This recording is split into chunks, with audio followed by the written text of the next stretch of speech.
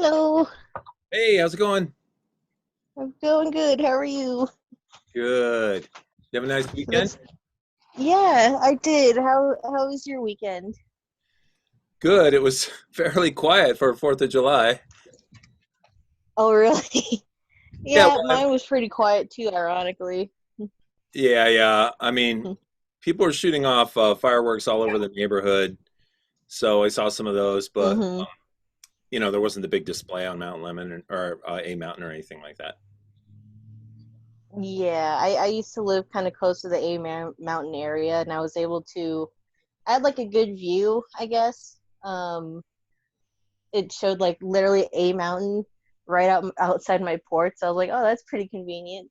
So yeah, I back when A Mountain was or when I lived next to A Mountain, yeah, it was a really good view, but yeah, with all this I guess this COVID situation, they're not doing it, I guess. Yeah, I mean, I heard they had fireworks in Marana or something. Does anybody live out in Marana? Oh really? Uh, No, let me. Okay. Um, yeah, I mean, I think that the city of Tucson discontinued them, but I heard that Marana was still going to do. I saw some in the city because I'm up in the foothills by La Encantada and I can look down. I usually can see four fireworks from my front driveway. Okay, cool. And so there was some in the city and then there was some in our neighborhood, but I didn't see like Paloma or Ventana, which I Yeah, usually can. Yeah. yeah, those guys probably canceled because the city of Tucson canceled, you know. Maybe it wasn't the city, but it was down by the city, by the buildings, and it could have been somebody's backyard. I don't know, but I could see stuff That's in the cool. distance. We're on day 3, right? I'm sorry, can you say that again, Luke? We're on day 3, right? Yes, we are correct. Cool. Huh. By the way, all you people who have been so patient with me, I think I got a better setup now so I can see things. I think. Cool. All right, thank you. I know. I have an external monitor that's big and I tried to extend the display. Oh yeah, that's always hard.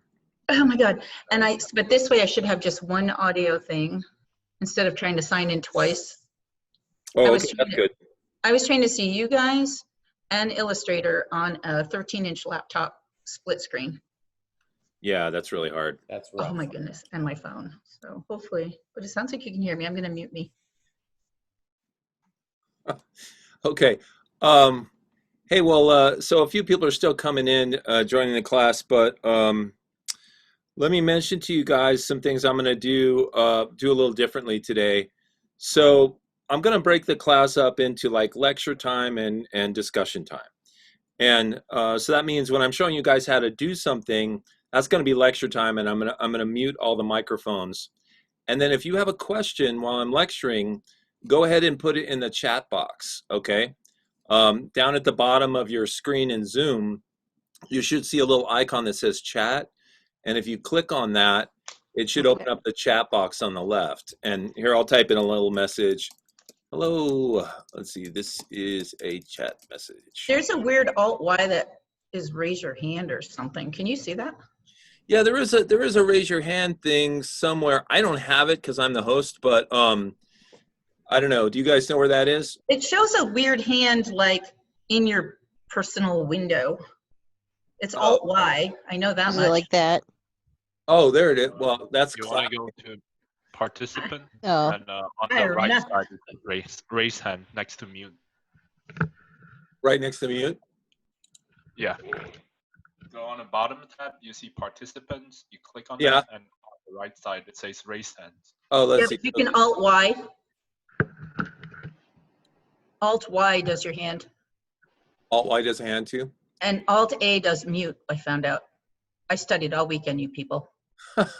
Okay. So So yeah, if you want to do the hand thing, be my guest. Oh, I see little hands over here. Yeah. Lower hand. Oh. So does that mean those people actually have their hand up, but they're just trying it? Luke, yeah, do you actually you can. Luke, do you actually have your hand up, or are you just trying it out? Trying it out, and Okay. you never answer my question about the presentation time. Just Uh, like, you know, okay, I saw the dates. so the presentation time is approximately 5 minutes or so. So it doesn't have to Right? be extremely long. I didn't mean it like that. I went over everything that was about the projects. You just never, you said like, you know, lecture time and work time or whatever, and you never brought up presentation time because we're apparently doing that this week, right? Oh, well, no, I put a list up on the class website. If you go back to I Thursday, saw. okay, so that tells you what day you're doing your presentation. Right. So what is your question specifically? It was really just that you didn't bring up the fact that we're having a presentation today. Well, we are, but it's Mia, and she's already done hers. So it's not that everybody has to do a presentation every day. Huh. Everybody does one presentation at one point, and there's a schedule that tells you when yours is due. I did. I saw it. Mine's tomorrow. Okay, do you need some more time? Perhaps. Okay, you're welcome to have some more time if you like. Yeah, just a little hard to figure out. Okay, well, that's not a problem, Luke. Why don't you take a little extra time and just let me know when you put something together, and then we'll do it, okay? Okay. Okay, cool. Okay. I also wanted to mention two other things. If somebody comes to class late, there's a possibility that I won't see that you're in the waiting room because I might be over here working in Illustrator and trying to demonstrate something and I might not notice. So my apologies in advance if that happens. I'll try and get in the habit of checking in the waiting room if somebody hasn't shown up. I'll, especially at the beginning of class, I'll check in 5 and 10 minutes. But unfortunately, there might be a little wait there if I don't see you right away. The other thing is, I'm going to share my screen quite a bit because of doing demos and stuff like that. And in this chat here, there's the ability to send private messages. However, if you send me a private message and I'm sharing my screen, that means it's no longer private, right? Because it can be read by everybody. So my suggestion to you, if you want to converse with me privately, is just shoot me an email because that's not going to come up on the screen. And I'll be more than happy to discuss anything personally with you one-on-one, but that's just a little more secure than the private messaging in the chat because it's going to show up, right? Okay, so let's see. I think we got a lot of people in here. Let me do a quick count. 1, 2, 3, 4, 5, 6, 7, 8, 9, 10, 11, 12, 13, 14, 14. I think that means there's 3 people that are out. So, 2 people. No, yeah, 3 because I'm one of the participants. Okay, so so I'll keep an eye out for them. All right. Do we have any questions to start off with? Anybody have questions about the work that we worked on last week, or maybe they did something over the weekend they have questions about? I think I do, but I'm gonna email him. Okay, not a problem. I did see, Mia, I did see your questions about the mask, and I'm gonna talk about that today. Okay. Okay. Cool. All right. So let me jump over to the class website. I'm not going to share my screen just yet unless I need to. I'm going to go over to the class website.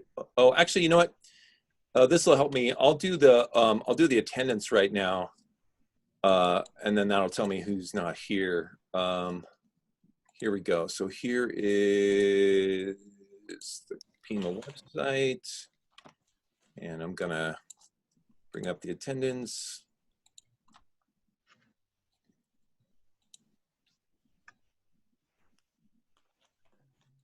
Okay, let's see. So I see that Luke is here. I see that Mia's here. Let's see. I see somebody who is, let's see. Claudia is here. Let's see. Alma. Okay, Alma's here. Luke Cottrell, I believe, is here. Yeah, your user 826, right, Luke? Yeah. Okay.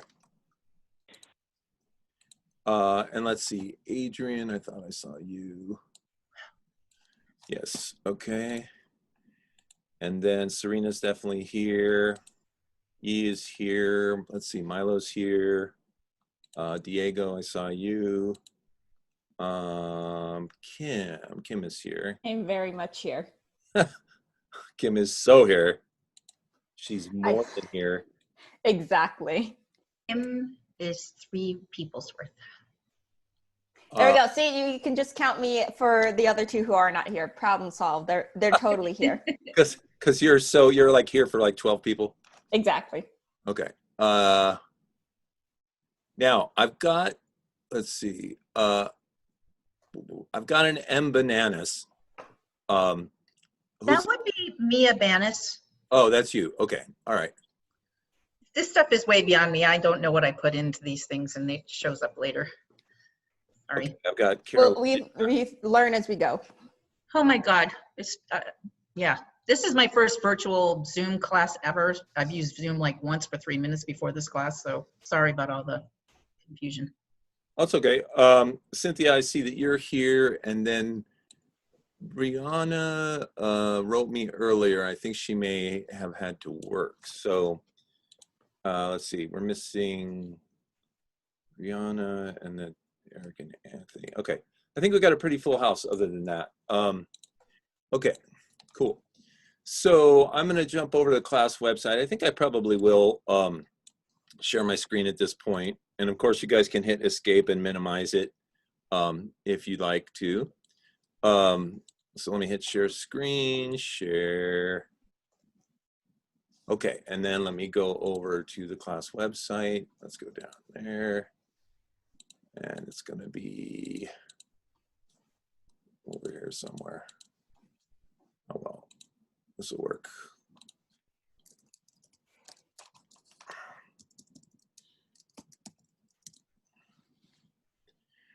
Okay, let me, I'm going to open this window up so I can see the chat, and that's tricky.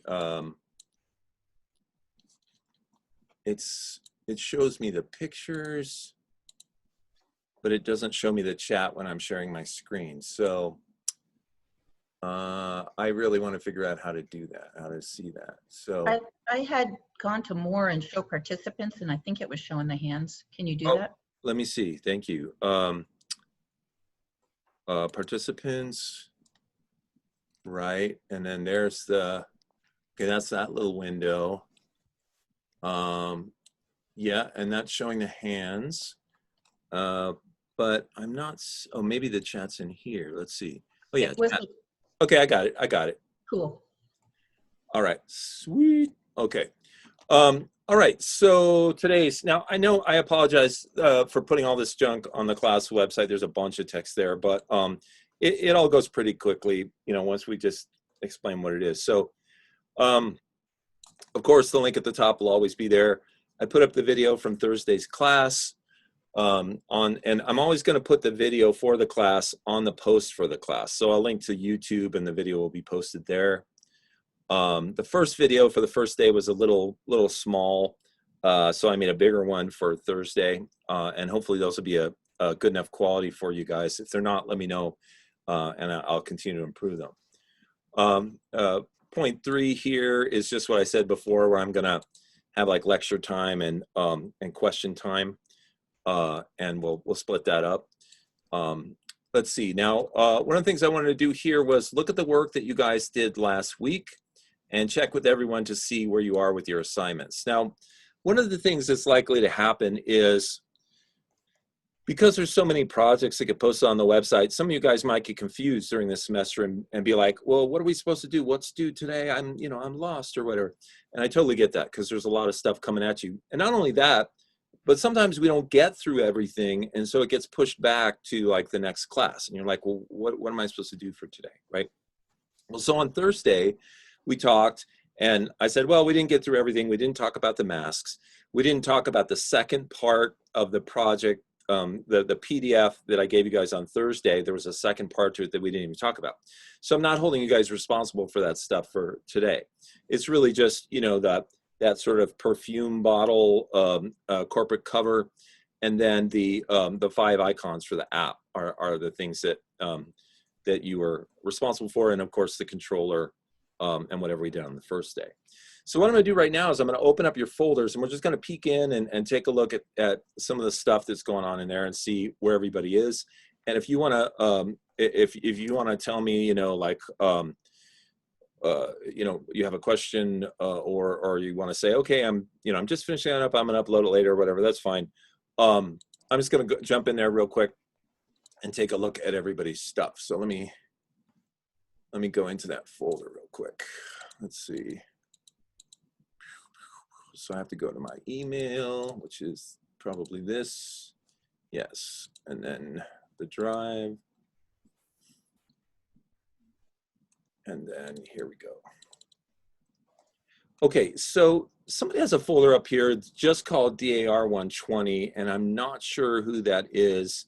Maybe you want to put your name on that. I guess we'll take, let's see, maybe it'll tell me something if I, let me look at the share options here.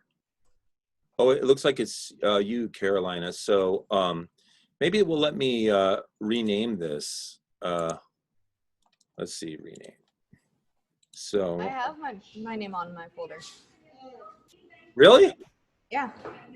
Oh, well, let's see. It goes, if I go share, it shows that it's between us. So I tell you what, I'll just, maybe it's showing up for you, but not for me. So let me just, I'm just going to put your name on here for me, if that's okay. I spell that right? Yeah. Okay, cool. All right. So, you know, these just stack up in kind of a random order. And so I'm just going to go through them from the top down.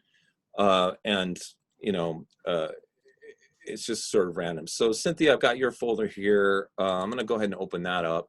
Okay. And then let's see. So here's your annual report. That's looking good. Did you have any problems with this, or? No, I didn't.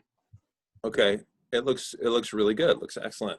Have you done Illustrator before, or are you just really good at this kind of stuff? No, it's my first class using Illustrator. My first time. Oh, do you want to teach the class?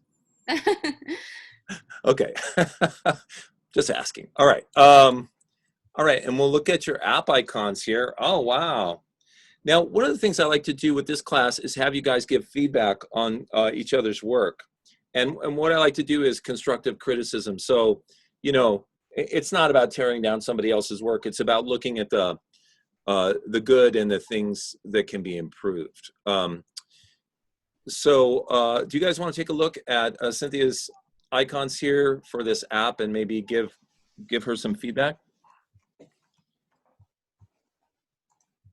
I mean, I do like some of the icons that are symmetrical in some ways, like Okay. how there's the house that's like combined with all the corners of different colors. I find that appealing, and then like the one on the very left that looks like a campfire, but it just looks like floating marshmallows to me. So, and the middle mountain is kind of like the big overarching like focal centerpiece. Okay. So is there anything, so there's things you like, are there any things you could suggest to strengthen the icons? As for understanding the scenario of what the icons mean would be a suggestion.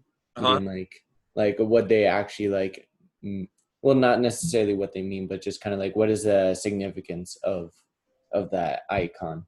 Like I'm looking at the one on the right and I'm just like vaguely trying to understand what that means, but. Okay, so in other words, the other icons communicate more quickly and obviously to you what they are, but the one in the top right is a little more abstract. Yeah. Okay, Cynthia, do you want to respond to that?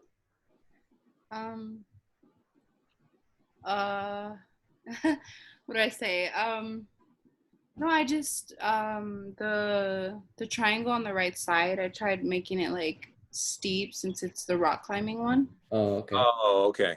Yeah, maybe if I don't know, maybe if I made it more clear, like that it was like a mountain, maybe like put it off to the side a little bit so it Mhm. can create that arch.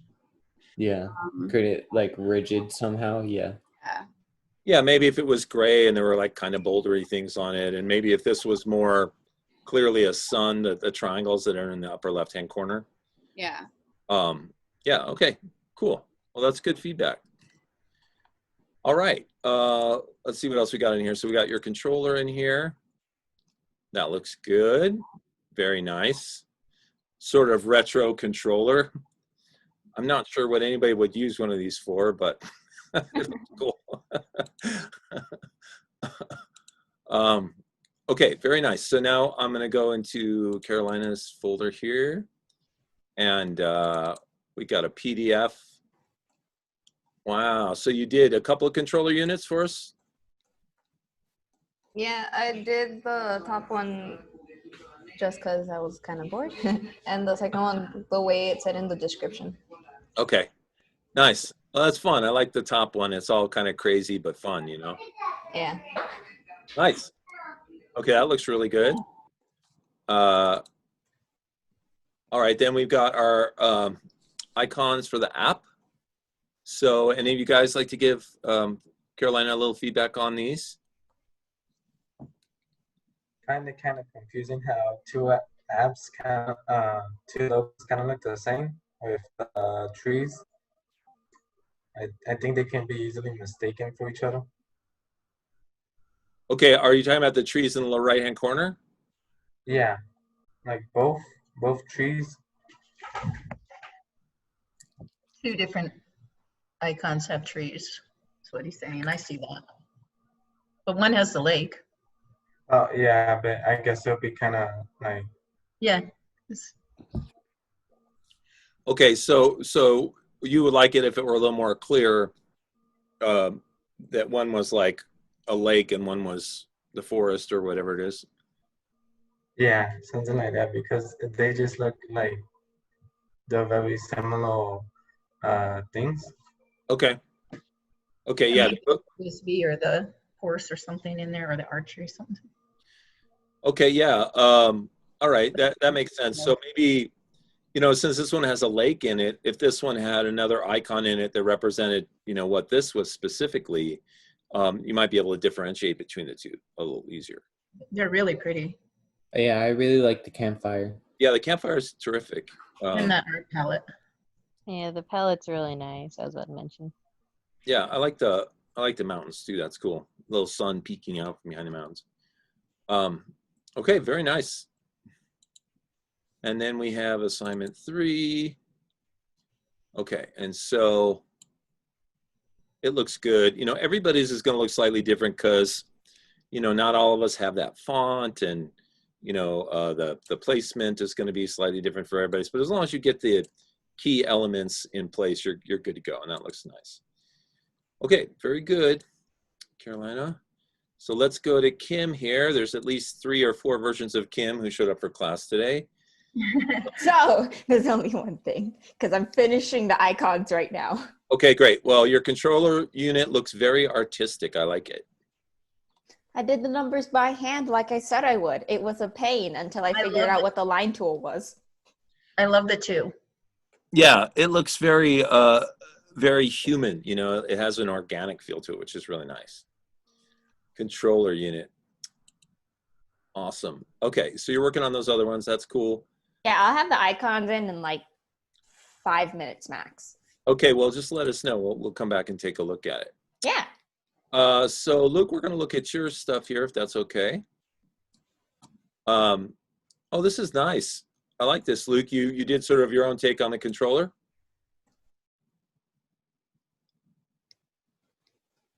I'm going to assume that's a yes. All right. Do you have your, okay, go ahead. That's me. Yeah, I like it. Yeah. It looks really good. Yeah, that's a remote. Yeah, it actually makes sense because, you know, most of us would be holding a remote with one hand, and we wouldn't be like you know, holding it like a candy bar or something. Would be holding it straight up. So I like this. I like this a lot. Nice Is color. it possible for the people when they speak to speak up a little? Because the professor comes through really loud, and some of you other guys, I can barely hear you. Okay, that's good input. Thank you. Okay, so then we have the icons. I never thought the whole time to think that maybe I should have put like a color in the background. Well, actually, I think, yeah, now that you're mentioning that, that would probably be a nice idea to add to these. Like for example, this one with the three floating heads, you know, you could put a blue background behind it, and then that would appear to be a sky. You could put blue back here and green down here under the mountains. Yeah. I think that would work, and I think that would probably help refine the icons. Yeah, the examples didn't show color, so I guess my brain just went over that part. And that's fine. That's fine. They're cool. They're very creative. Yeah, they are cool. Anybody have any other feedback on these? I don't know what the one with the lake. Something to the left. I don't think I can quite figure out. It looks like a little hand pressing a pink button or something like that. Ah, shoot, that was supposed to be lips. It's supposed to be Secret Lake. Awesome. I get it. It's like this. Secret Lake. Don't tell anybody. Don't tell your other class members. Okay. Yeah, well, that one doesn't come through, so you might have to. A nose and two eyes, and it would. Yeah, maybe make this. Maybe the hand needs more of an outline. Maybe the lips need more of an outline, and then if you had eyes like Mina suggested, that would be cool. I like this. I like this campfire one though, where you have the marshmallows and the music. Yay! I actually like the marshmallows the way they are because they almost look like drumsticks for music too. It's sort of cool. Oh yeah, that's a good point. For I like how the fire is just these three red triangles. You know, it's like really cool. fire. Very nice. It looks good, Luke. I like it. Yeah, if you want to go back in and add some color, make some changes, and show us again next time, because I'd love to see the improvements that you do. Okay, and here's your annual report, which looks really this good. one got a little bit. I'm trying to think of the word that means the fact that you can really see the pixels. Oh, it got in the pixelated. Pixelated is the term. Yeah, but I don't know how that happened. I don't actually think it looks that bad on my screen, so you know, I wouldn't sweat it too much. All right, nice job. Looks good. All right, let's see. Brianna is not here, so let's see. You didn't come in, did you, Brianna? While we were, no. Okay, so we're gonna pass on her. Well, I like to talk about people's work when they're here. Serena or Rena, actually. Yeah. I wasn't able to send in the other assignments just yet, but I'm just about finished on them. Okay, and then do you know how to make a triangle? I tried. Okay. Did it not show up? Yeah, it didn't show up. Can you see my screen? Yeah, I see your screen. I had it. I had it there when I was working on it. I thought that was the right one. It probably ran away. I think it did, because I swear I had a green like triangle there. Okay, I believe you. It was probably tired of being the center of attention. Probably. Okay, but it looks really good. It looks Okay. really good. And as long as you know how to do a triangle, that's the key point. And then you're working on the other things, and you'll put those up for us eventually, right? For sure, yeah. Okay. And then let's see. I got to open this up a bit to scroll down, because it doesn't give me the scroll bar unless I do that. Okay, so that was Serena. So Arena, we have Milo. So let's see. We got a bunch of things in here from Milo. A controller unit, which looks really good. Thanks. Nothing too crazy. Okay, and then these are your app icons. You guys want to give us some feedback on Milo's app icons? Awesome. I love the swimmers. I like them all. I like the Thanks. mountain ones. I feel like you put a lot of. I think there's like a lot of more. Not saying a lot more detail, but there is. It looks really nice. The mountain one, it Yeah, almost this looks is like interesting. the trees are a pattern, like on a shirt. The mountains are like forest shirts or something like that. Oh, yeah. Yeah, they're cool. I like them. I like the easel Thanks. too. The palette and the easel. Thanks, I Yeah, think I was maybe put on the canvas, but I'm not sure what. Yeah, and once again, the cool triangles over here. Working with mainly just geometric shapes. It looks really good. All right, very nice. And then over here, okay, let's come back to that one because we haven't talked about that one yet. Those two. So let me zoom out.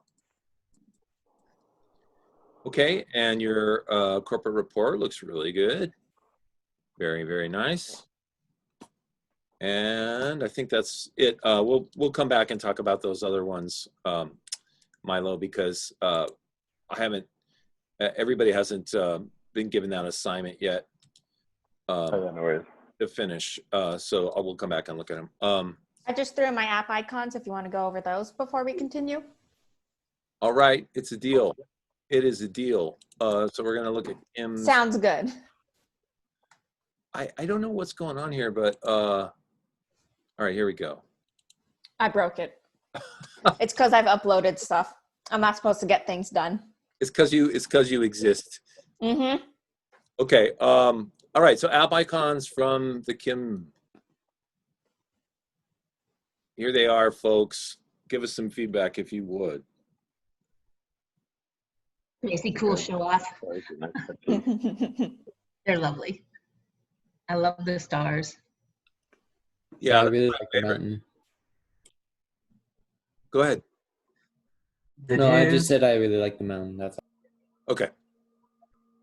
Will you like using like the brushes of in Illustrator? Illustrator Yeah, brushes? so I used the brushes to like draw the basic fire in the center and like the little rocks and soot and stuff, and the stars. Just like the weird shapes that wouldn't look good if I just did all the geometric stuff. If we look at the lake in the top left-hand corner, the little vines that I had, I was gonna have more brushing away with the little leaves, and I gave up on that real fast. I like those. I was gonna say something about that. Is that a flare on the white corner? On the corner, it's one of the flares. There's two in this picture. That's the only one that shows. Okay. The second one's in the mountains in the very center. I think the field is probably a little too big in the bottom left.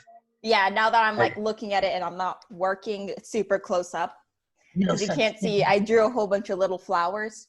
They kind of look like colored specks right now. Yeah, they're beautiful. I wish those were bigger so we could see them a little better. The sunset looks really good. I love the colors you chose for the gradation thing. Yeah. I kind of wish that you could see a little more of that sun since it looks so nice. Like lower the mountains a little bit and raise the sun up. Mm-hmm. Yeah, that's a really beautiful icon in the top right corner. Yeah. Very nice. All right. So let's see where we were in the list. So I think we're up to you, Adrian. Let's see, where is the controller? Probably this one. Okay, we got a controller. And here are the app icons. You guys want to give us some feedback on these? I like the swirling motion with the sun. That's really cool. Yeah, I used I think it was one of the tools. It does that. It creates like loops.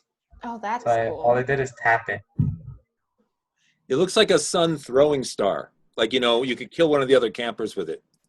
That's totally fine. It's okay. It's only illegal if you get caught. Your vision of the world is the image of yourself. Oh, oops. I It's fine. used Don't worry. It's fine. I used a very symbiotic approach to these logos, you know, because Okay. if they're logos or signs, they're gonna be seen from small or from afar. So I kind of want them to read easy. Right. So you went with a minimalist approach with shapes that are easy to tell what they are from far away, things like that. Which is the sun supposed to be representing the one? There was swimming, there was arts, there was hiking, there was arts and crafts, and Let's see. I've got that. is that the campfire? What you mean? This one over on the The top? sun is the campfire, the marshmallows?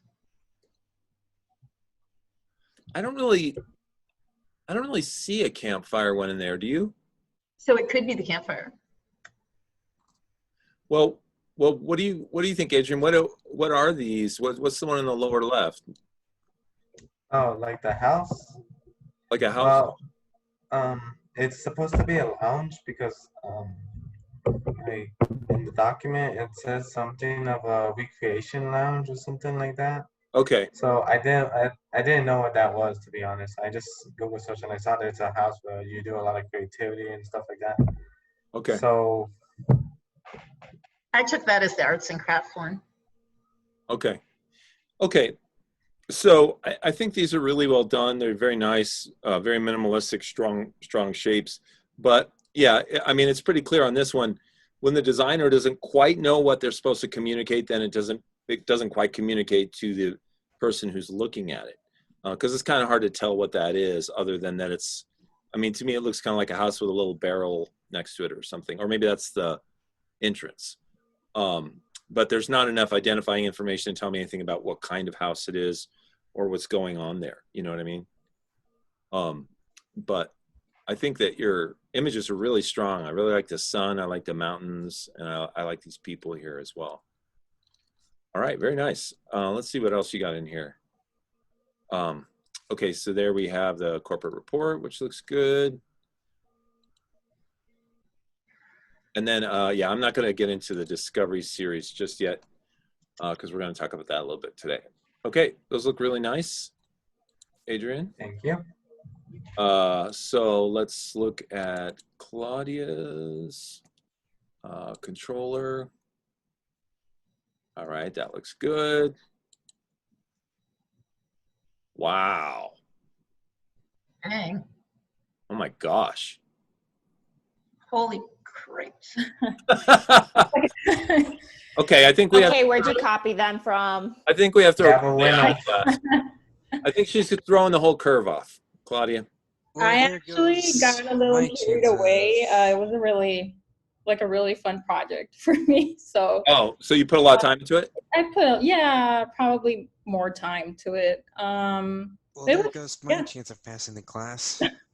The origami bird is just I phenomenal. actually had, oh, thank you. I actually have two options for the friendship field one. The first one I felt was like too broad, especially with the description. If I just heard like, oh, friendship field, maybe I would think of something like that. But since it was like in the description, there was a lot of activities, then I thought maybe something more specific like archery. That was my second option.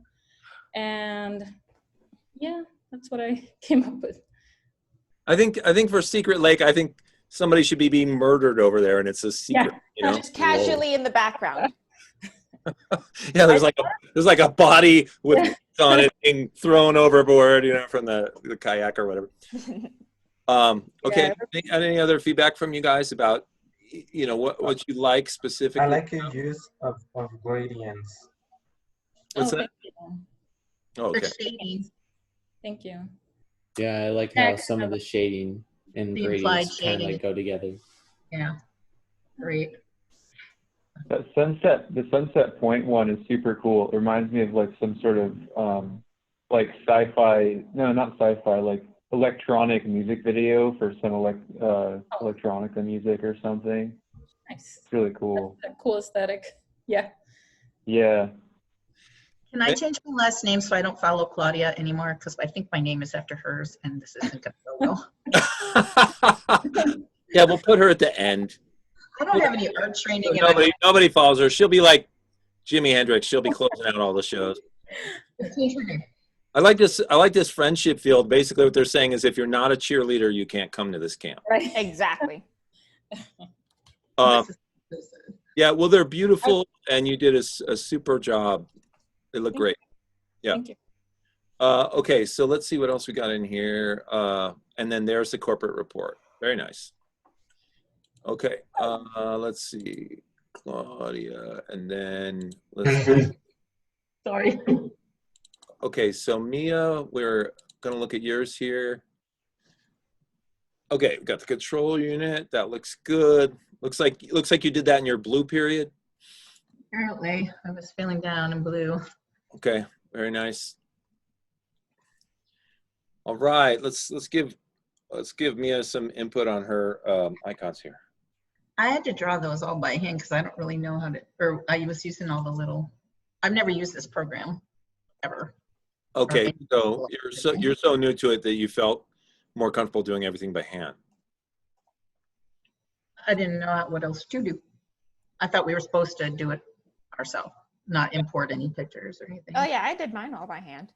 Yeah, yeah, you did a good job. I mean, they're really interesting. This one in the lower left-hand corner, it almost looks like a Picasso or something. It's just all figurative, you know. It's like Yeah.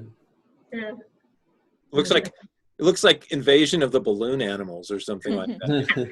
I love balloon animals. I'll take that. Balloon animals are cool. Okay, and I like this fish too, and it's so abstract. You know, the waves are all like triangular and stuff. It's really kind of cool. I think it's really cool. Yeah. The guy in the middle looks like he's falling. Oh That's yeah, fine. he's falling off the mountain, dude. It's fine.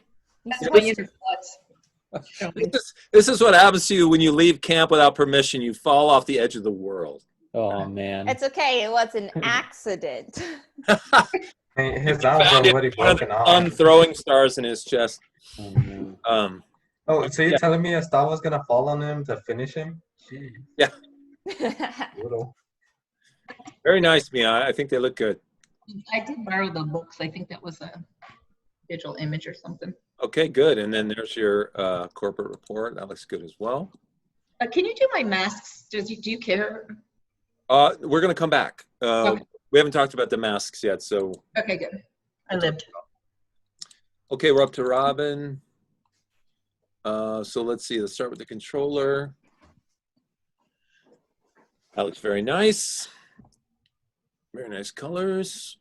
And now we go to the app icons. Wow, that ghost is super cute, huh? Yeah, that ghost is really spot on the icon part. Oh, and the what's it called? What's the one on the second though? I think it's like a fish in a like a. Oh, in a fish on a string. hook. Looks like you're pushing them up. It was supposed to be like a lock and a fish, like. Oh. Oh, you're trying to do like double duty there? I see it. Okay. I can see how it's a lock and a fish at the same time. Yeah. Okay. Yeah. What is the third one supposed to be? That's Is gotta it be like out. rock climbing? That's gotta be the color palette, right? Oh, the one on the right? Yeah, that was supposed to be like rock climbing. Like those are handholds. Oh yeah, because they're colored. Yeah. Get it now. That's a good one. Mhm. I like your spoopy ghost. Super cute. So Absolutely. my question is, will people go to campfires if they know it's haunted? I would. I'd be the first one there. Full story. Haunted Mellows. Sure. That's a good one. I want to go to Happy Face Flower Camp. That's right. Face flower camp. or Snapchat camp. Where It does look like the Snapchat logo. Oh man. it kind of looks like, yeah, he's cute. I have to mention, I really like this this one with the paintbrushes. The way that you're showing the colors by the stems of the brushes looks really cool. Yeah, I also like how she did the hand. It looks kind of effortless in a way. Like she knew how to structure it using curved rectangles. Yeah, Very nice. Okay, and then I think we have one more in here, your annual report. Okay, looks good. Looks good. I gotta admit that this assignment in particular is not probably not going to win anybody any awards, but you know, because it's not that exciting. But you guys are doing a good job with placing all the elements where they're supposed to be. Okay, so now we're up to Alma, and we got the controller. Looks good. And then these are Alma's app icons. So what do we think about these? I think the logo one on the white seems kind of cluttered. Seems kind of what? Like a little bit cluttered. Like there's a lot of things in it. So you wish it were less subtle and more bold about what it's saying? I guess it's kind of, I don't know. I don't know what that thing is supposed to be next to the paint brushes. Yeah. What is that supposed to be, Alma? The arts and crafts thing. So it's supposed to be a yarn ball and a bowl. Okay. Yeah, I think that maybe it almost feels like if this icon were a little more minimalistic, you know, like if you just chose one of these, like there's 3 areas here. There's the arts and crafts, there's the painting, and this looks like an idea or something like that. Yeah. Maybe if you took 2 elements out of here and just left one big, it would communicate a little more immediately, you know? Mm-hmm. Okay. And then you could probably oh, sorry. Go ahead. I think you could probably arrange the things in the space a little bit more effectively, because they're just kind of there's uneven spaces on either side. It's kind of not centered much really. So okay, one thing I could suggest.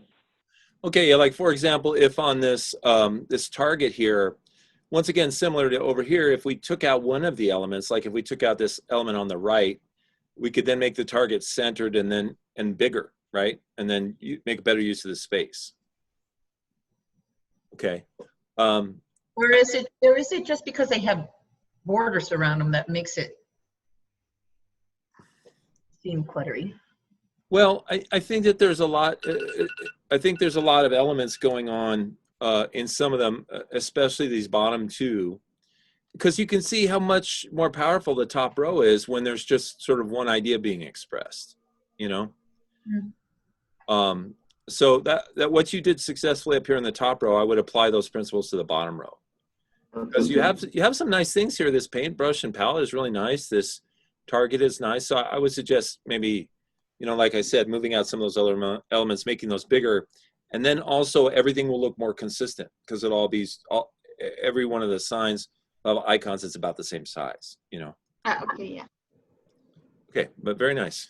So I just want to say real quick, yeah, the little fire with the marshmallow sticks. Yeah. I blew up my screen quickly so I could look at them, and I could have sworn they were like hands going to touch the fire. Like, I know you want to touch it, it's pretty, but don't touch. It's hot, I would know. That's funny. That's an interesting interpretation. It almost looks like the fire is reaching out with its own little fingers to grab you, you know. Nice. Fly trap all of a sudden. Annual report. Okay, looks good. I think maybe there's a drop shadow that we're supposed to do back here. Is that right? I've seen drop shadows on everybody's. Yeah, it was in there, but it was not the most noticeable instruction. It was somewhere in there. So it was easy to miss, is what you're saying. Okay. Yeah. Okay, very nice. Let's see. And then we have Yi. And we got the controller unit. That looks cool. I like that. Plenty of room for like advertisements and other paraphernalia on the controller here. And then I'm just a lefty. That's why I put it on the left. I'm sorry, can you turn your volume up a little bit? Your audio volume? Hello. Yeah, hi. Hello. Hi, I can hear you. I just said that I put all the stuff on the left because I'm a lefty. Oh, that's funny. Okay. Same here, bro. Oh, Hilarious. Very I nice. don't have what do you call that, the app thing, because I missed first class. I couldn't find the link. you couldn't find the link? Okay. Well, I'll show it to you. I'll show you where it is. I think I relinked it on today's post as well. Oh. And then here is, okay, and then there's the corporate report. Okay, very nice, looks good. And then we have the other Luke. And here's your control unit, which looks really nice. He didn't say anything about his black mode. He was in his black mode, yeah. Okay, let's give Luke some feedback on his icons here for his app. Very stunning sun. Well, you like the sun, Diego? Yeah, it's very, you know, it just shines very bright past the mountains, you know. That's nice, huh? Beautiful Yeah. shape. I love the palette face. Thank you. Yeah, that's the palette. That's what that is the art supplies come to life and attack you if you've done bad art. Oh no. Well, all dead. I think know. except And for Claudia. why am I still alive? Well, you're alive, but you're wounded. Let's just put it that way. Okay, I'm fine with that. Okay. You get visited tonight. Oh, yeah, that makes more sense. The star's phenomenal. The Fisher is very believable, and the little waves up on the boat. Except he's got all those holes in his boat. It's gonna sink. Well, such are waves. Yeah. If you're not skilled enough to use your boat with holes in it, you don't deserve to have a boat. No, wait, hold up. It's a Exactly. soft boat. It has teeth. That's the point. It's supposed to be for skilled boaters only. Yeah. An elitist boat club. I like how there's an arrow next to the target, like the person just missed. Yeah. Oh yeah. That Good kind one. of gives it a bit of a personality. Hey, one of the things I want to point out about Luke's icons is they're very consistent. Do you guys see that? Yeah. I mean, he filled all the backgrounds with color. A couple of them have a split, you know, like a vertical split with two colors. He used a similar color palette throughout. And so these are really good things to pay attention to because, you know, it makes it look like all the icons belong to the same thing, to the same app, you know. So very nice. Good job. Thanks. Okay, and then let's see, we have the corporate report cover. And okay. All right, and is there anybody that I missed? Did I get everybody? I don't know if my folder has been shared with you, or if you've seen it on there, but I know Right. that I have a shared folder. I knew I was missing a couple folders, so did you actually share it with me? Yeah. Okay. There's an option that says notify the person, but I didn't click that option, so it probably just got under all the emails. Can you share it again? Yeah. And this I will. time do the notify thing? Yeah, I will Okay. do that. While you're doing that, I'm gonna look in and just make sure I didn't, like it got shared. Let's see, shared drives. Shared. When we get done with the checking the folders, can we have just a 5-minute break? Actually, yeah, I set my my alarm here for 45 minutes, and we just passed that, so we are going to get a break. I'll tell you what. Why don't you guys take a break now? Go ahead, and it's 1:50. Why don't you break till 2 o'clock, and then we'll start up again. Thank you.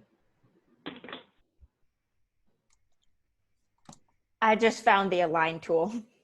Yay! I've been mentally struggling. It's just like, okay, is this even? Does this look right? There's an align tool. Oh, I found your folder, Diego. Oh, you did? Yeah, right here. It's shared with me. So here it is. So I have to move this. I have to add the shortcut to my drive. Okay, and then I can put it into the folder where everybody else's is. Let's see. Here it is. Okay, so why don't you take a break, Diego, and when we come back, we'll look at your work, all right? All right. There it is.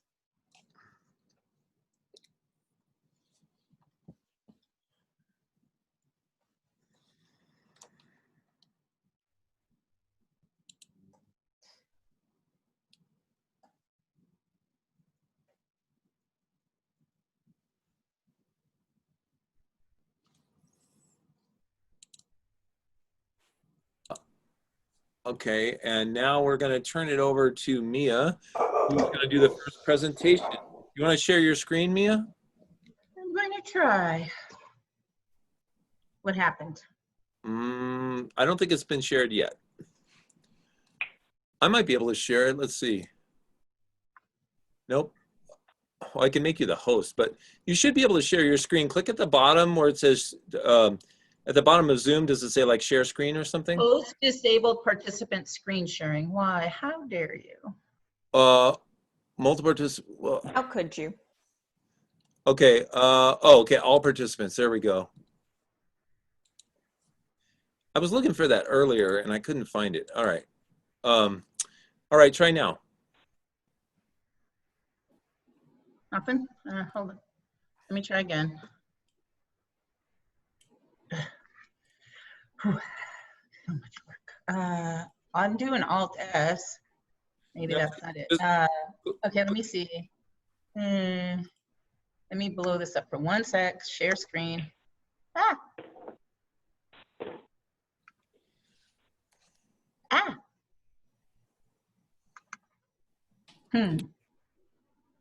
All right. There you go. We got it. Oh my God. I can't see what you see exactly, but Well, we see your whole screen. okay. Bear with me on this one, you guys. I barely know how to run this. Okay, I don't know how to run it, basically. All right, I'm gonna try. You guys ready? Yep.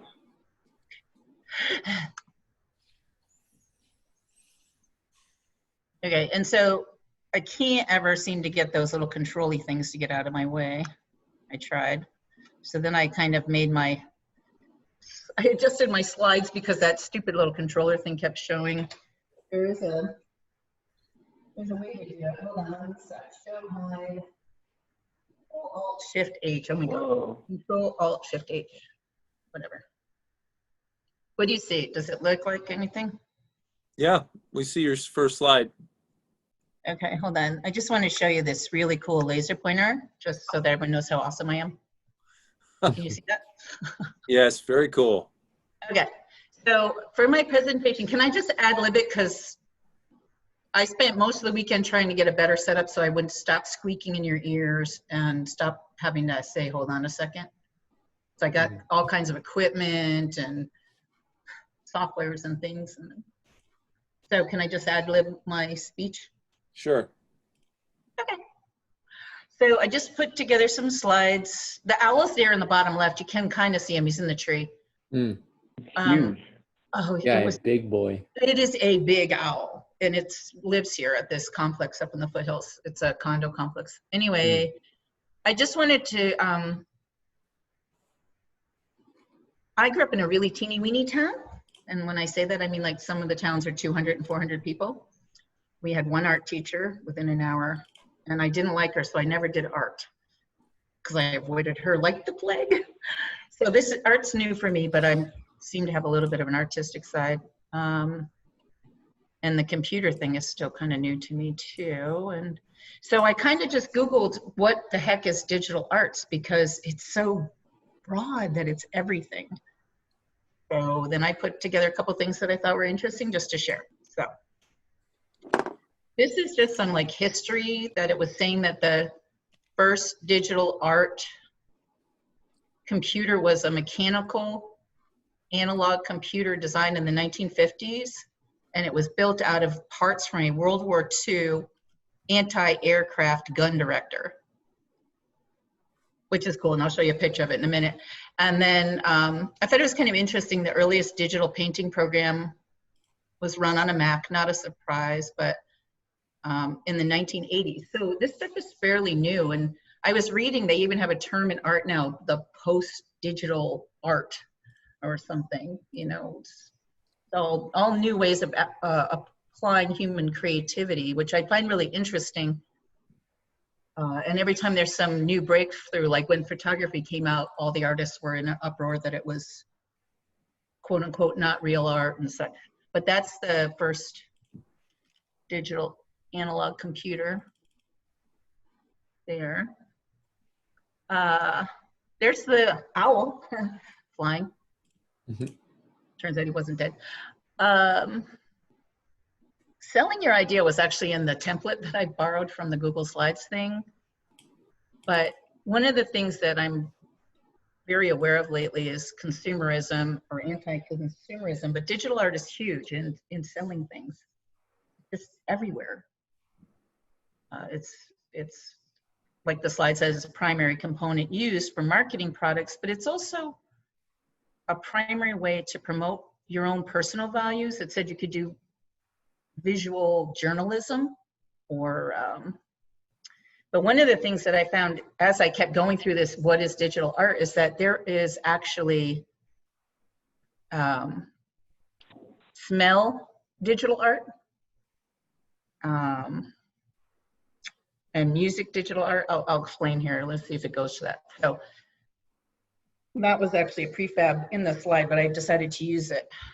Language is symbols to represent feelings and thoughts, right? And art is a language. We're communicating in some way. We're communicating at a lot of levels. My dad was a physics professor and a light scientist, actually. My mother was an interior designer. So, you know, colors have temperatures. They have vibrational speeds. I mean, there's so much that you're communicating. And so this is actually an art exhibit in the Netherlands where they have olfactory sense added into the digital art. It's digitally prepared. So you actually smell something. And this goes way back into the Greeks and to, I can't remember who it was. It was one of the famous artists. They were talking about inciting the communication events in different ways. And so it's not just visual. It's like, I don't know if you guys are familiar with this artist, Wassily Kandinsky, but he was a musician and he believed that his paintings were symphonies. They played melodies. So he could hear, he had something, that synesthesia, where he would have multiple system responses in his brain so that he would hear those pieces as tempo and tone, chords, and all of this, you know, it's digital, right? So I don't know if you want to read that slide or not. I'm probably rushing through it, but I don't know if you guys are familiar with. Wait, so that's all digital? That's all digital art? You're saying? That is not. That is original created stuff, but now I get to share it digitally. That's what I find so bizarre about digital art. It's like, I didn't even put the picture up, but I printed my voter registration, like to mail in my voter thing, like I can always do mail-in voting. But I printed that, which was digital art. And then I put a stamp on it, which is probably also produced by digital art. I mean, it's like digital art is like everywhere. And so this guy is a famous painter, but now his stuff is digitized so we can see it. And they have, you know, museum digital art websites. It's just so pervasive and all over the place. I don't even know if we realize, I didn't, you know, realize how much digital art, even just the fonts are digital art, so whatever. Oh, this one's so fascinating to me. So this lady is a blind digital photographer. So she's using a different sense. She's using her mind to intuit what she wants to relate, and she's using digital photography apps. And she makes those, and she's, you know, in large galleries. That's so cool. She can't even see. I mean, or can she? See, that's where you get really into, you know, physics and metaphysics and what do you see, what do you perceive? So you like that helps you to see what I'm saying. Anyway, it's very interesting. I found that absolutely phenomenal. I love photography, digital photography, cell phone photography, and my new thing during COVID is digital photography apps, and there's hundreds of them, and you can do so much stuff. You probably already know it. Cartoon break, that's for fun. I love Dilbert, but Dilbert, my favorite cartoon is digital. I like Dilbert as well. It's the opening homepage for my web browser, of course. So I don't know if you're reading that, but I thought it was kindly. If only I got to enjoy those weeks working in a grocery store. I was out and about the entire time. I am so isolated that I never had an imaginary friend as a kid, and I've invented one now. Yep. My business is shut down. There's nobody here. It's so quiet. I talked to the Roadrunner out back. Anyway, okay. Have you guys seen this Choosing Kunst and Quarantine website on the left with those famous art pictures? Oh yeah. If This you is new to haven't, me. if you haven't seen that, it's a worldwide thing. Started out of Russia, and they, during COVID, people were stuck inside, and so they did an art challenge. Then the Metropolitan Museum did it as well. There's a couple of them where you take a famous artwork and you recreate it at your house with whatever you have in your household. And if you go to that Tusenkunsten Quarantine, and quarantine is just, I think, French or something, possibly Russian, but anyway, these people, there are thousands of these now globally. It's phenomenal because it was a, while you're in quarantine, kind of a thing to do, but also to commiserate with other people, you know, through your art. And it's a huge presence. It's on Instagram and I think Facebook and stuff. And on the right was just me goofing around with my photo apps, because there's this really, I went to Bristol, a NASCAR thing. I don't do NASCAR. This was a total joke years ago, and that was a Jeff Gordon fan. But taking his picture, I made that starbursty thing with the apps.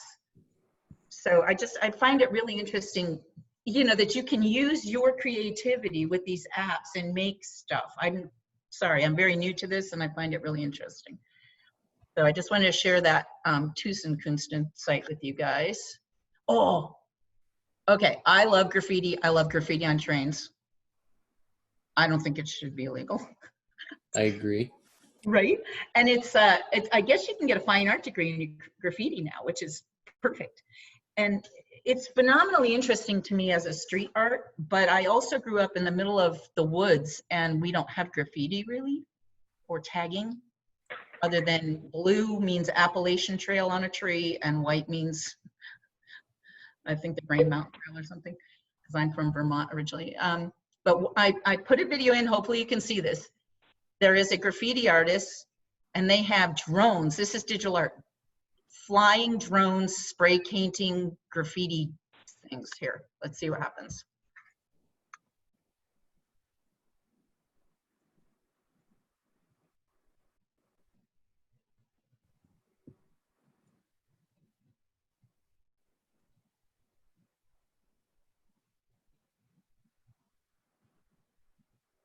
This is so cool. You can do building size, like, you know, stories high buildings.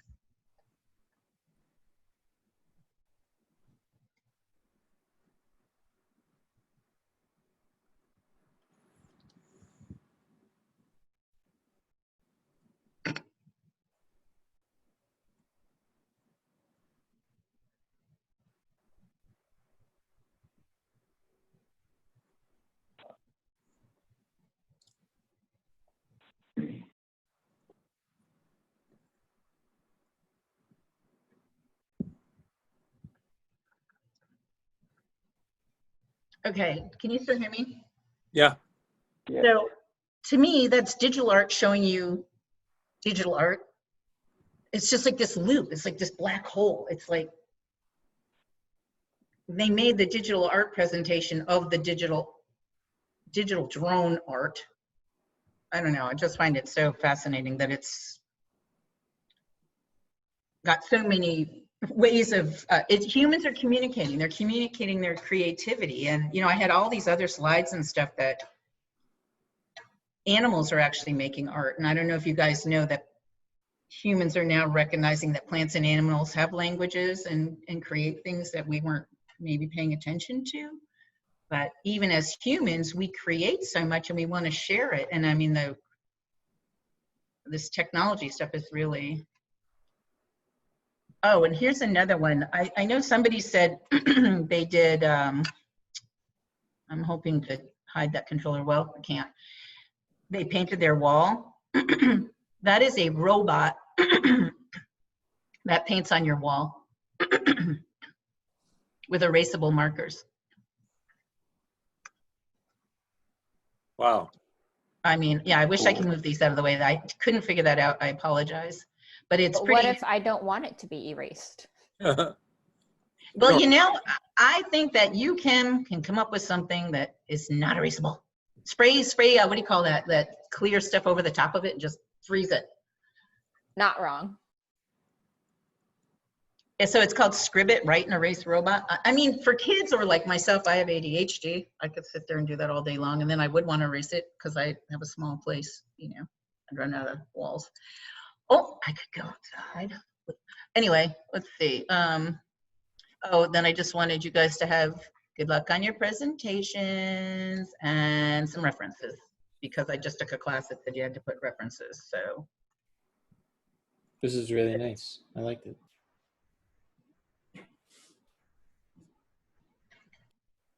Okay, well, let's give me a round of applause for her awesome presentation. Yay. Nice. It was really good. Nice job. Yeah. It's hard to clap with one hand, I realized. Okay, good job. That was really lots of really interesting stuff in there. Okay, so what we're going to do now is I'm going to go ahead and share my screen again, and we're going to talk about those assignments that we didn't quite get to last week. I'm going to talk a little bit about those. Okay, so I'm going to go to the class website.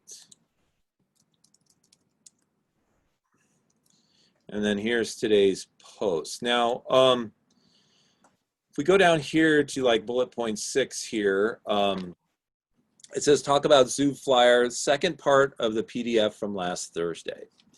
So let me go to that PDF from last Thursday. So move this guy over here. You can see that the PDF from last Thursday, which you can find on today's website right here, shows at the top it has that perfume bottle flyer. And then at the bottom, there is a second assignment that we didn't have time to talk about. Now, I noticed a couple people had actually gone ahead and done this, which is great. It's fine to jump ahead and do work if you have that kind of time. But we didn't get a chance to talk about it, so I want to make sure that everybody knows about it. So a lot of these things that we're supposed to know for this assignment, we already know. Things like text blocks and spell check and grouping objects, align and distribute, and the drop shadow. But one thing that we could spend a little more time talking about is the layers window. And let's talk about that a little bit. And then we'll go through the assignment here. We'll give you guys some time to do this. And those of you that have done this, I'll show you another assignment that you can work on. So I'm going over here to Illustrator. And what I want to talk about is the layers palette. And so once again, I'm in, if you go under Window and Workspace, I'm in the layout mode. When you start up Illustrator, it usually starts in something called Essentials mode. And it's worth talking about Essentials mode a little bit here, because if we go into Essentials mode, you can see that if you click on Properties, depending on what you click on, your screen is going to change over here to give you different options. So for example, if I click on an object, it's going to show me all the things I can do with an object. Whereas if I click on my type tool there and drag out some text, it's going to give me a different set of options for text. So the Essentials window is very good for people who are just beginning with Illustrator because it gives you, it puts a lot of things at your fingertips, a lot of options, right? To the right of the properties there is the Layers palette. And then there's these things called libraries, which are Adobe libraries, right? Now I'm going to skip back into my preferred layout, which is Window, Workspace, and then Layout.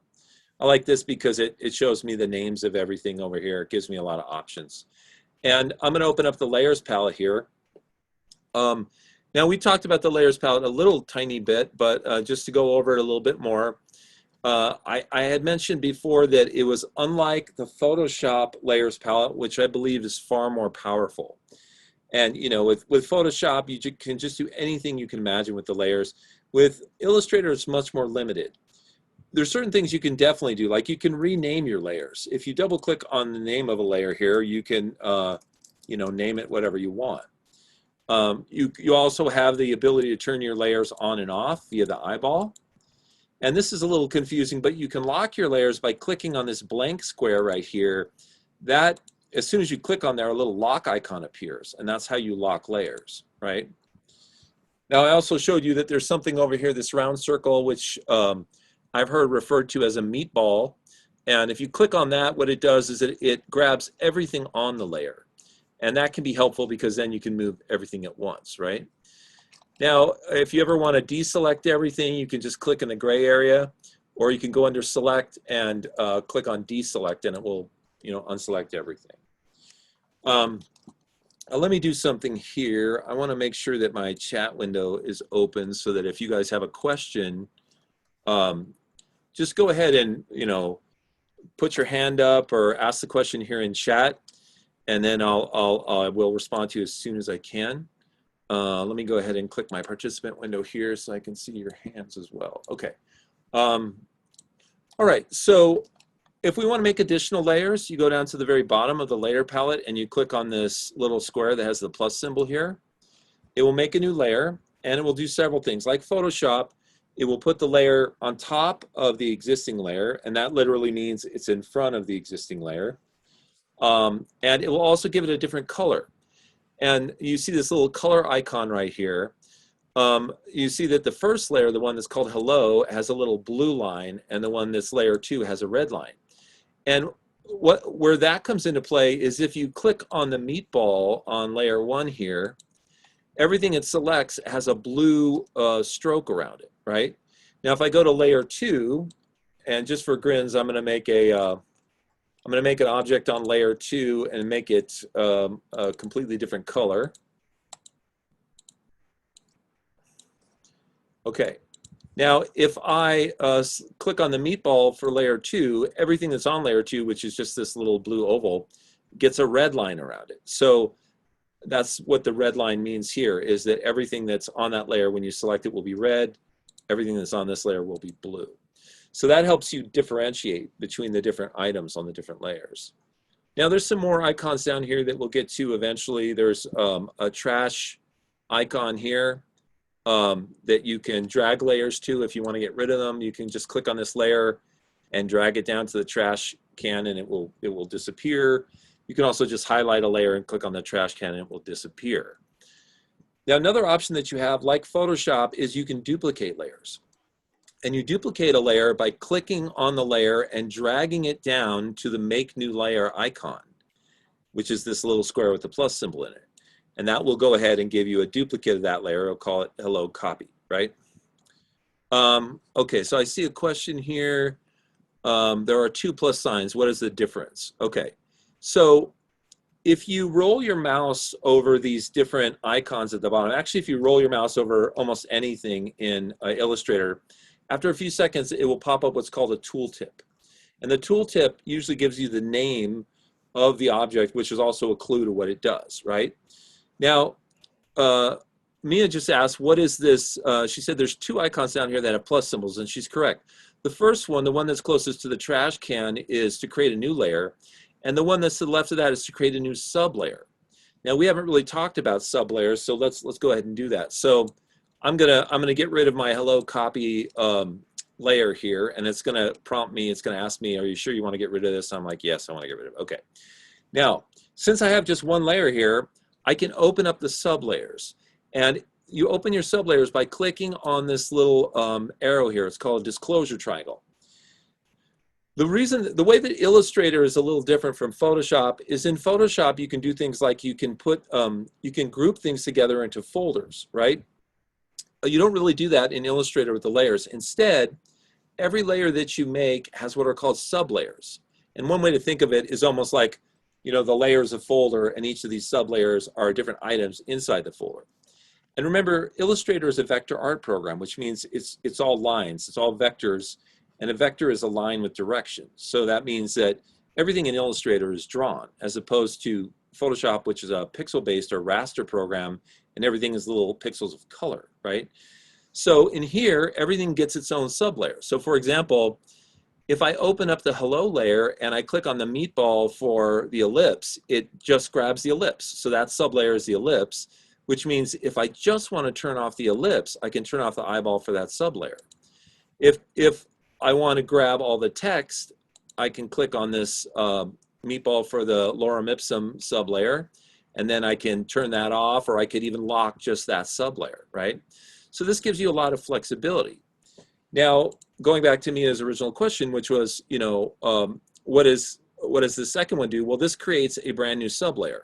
So in other words, if I'm on a layer and I come down here and I click here, notice it creates a new sublayer, sub of course meaning under, which means it's underneath the main layer. So now I have a new layer there, and I could just type something like, you know, this is my new layer array, right? And that goes on layer 2, right? And that's the sublayer because it's indented underneath the main layer, okay? And so, and you can just close that disclosure triangle up again to hide all that stuff. So like I said, one way to think of it is like the metaphor of Photoshop and the folders. And of course, some of you haven't used Photoshop yet or very extensively, so that may be new to you as well. Okay, all right, so one last thing about layers here before we go on and talk more about the assignment. Remember that up at the top of every one of your floating palettes is something called the hamburger menu. And that is these 3 lines here, so called because it looks like a bun and meat and a hamburger bun on top. If you click on that, this gives you a bunch of options which are similar to some of the icons which are down here. So for example, you can make a new layer, which is similar to this, a new sublayer, which is similar to this. You can duplicate hello, which is similar to clicking on this layer and dragging it down here. You can, you know, do multiple things here. Now, we're not really going to get into clipping masks and all that just yet. That's a little more advanced, but we'll do that eventually. Now, you can also flatten your artwork, which is similar to Photoshop, which basically takes every layer and collapses it into one, and so on and so forth. Okay, so let's pause there with the whole layer palette thing. But I think that we've gone over, as I said earlier, I think we've gone over most of the items that are talked about at the top of this second part of the PDF that I gave you guys on Thursday. So let's talk about the next project that's in here. So the next project is a 2-part project. It's to create a flyer for a stargazing party that's going to happen at a zoo. And it's also to create a logo for that stargazing party. Now, one of the things they say is they want you to create, it says the Greenfield Zoo has a summer discovery series program. Let me try and make this a little bigger so it's easier to see. So the Greenfield Zoo has a summer discovery series of programs. Design a logo for the discovery series. Save as, and then this would be your name, like, you know, Mia or Kim or Claudia, discovery logo. The logo must have the following: several shapes centered within each other. Use the align tools. A variety of strokes and fills. Use at least 3 colors in the logo. Text centered above or below the logo shape. Use the align tools. A drop shadow. Now it says save your file in Google Drive. Now it says here's an example of a logo, but design your own. So one important thing is I don't want you guys to recreate this logo. I want you to create your own unique logo that has all of these different elements in it. So let's see what that might look like. So I'm going to go ahead and go back to Illustrator here. I'm going to hit Command A, because I'm on a Macintosh, to select everything, and then hit Delete. That would be Control A for those of you on a PC. And so I'm going to try and abide by their rules here and make a quick logo. So it says, several shapes centered within each other. Use the Align tool. Several shapes centered within each other. Well, when I think of shapes centered within each other, I think of circles. So I'm going to click on my shape tool here, and I'm going to go to the ellipse. Well, actually, the circles are kind of boring. What if I use polygons, right? So I'm going to go to polygon. I'm going to come down to the very bottom where we have the color picker here. And if I click on this little icon here that looks like a tiny white and black symbol, it will reset my colors so that the fill, which is the top box, is white, and the stroke, which is the bottom, is black, okay? And now I can go out here and I can draw my first polygon, right? And then I want to draw another polygon just like this, but I want it to start at exactly the same place. So what I'm going to do is I'm going to hold down my Option key. Let's see. And I'm going to click in the center. Let's see, that's not working for me. So let's see if I can make this work. Option Shift. Okay, that's still not working. Okay, I'll just do it the old-fashioned way. I'm going to take this guy right here, and I'm going to do Edit, Copy, and then I'm going to do Edit, Paste in Place, which is going to put the exact same polygon on top of that one. Now I'm going to hold down my Shift key. Let's see, I'm sorry. I'm going to go over here to my Scale tool. Click on this one right here. I'm going to click right in the center of the polygon once. I'm going to hold down my Shift key, and I'm going to click and drag out. And what I'm doing is I'm dragging that second polygon, the one I pasted on top, out from the first. Now you can't see the first one because my polygon is filled with white color.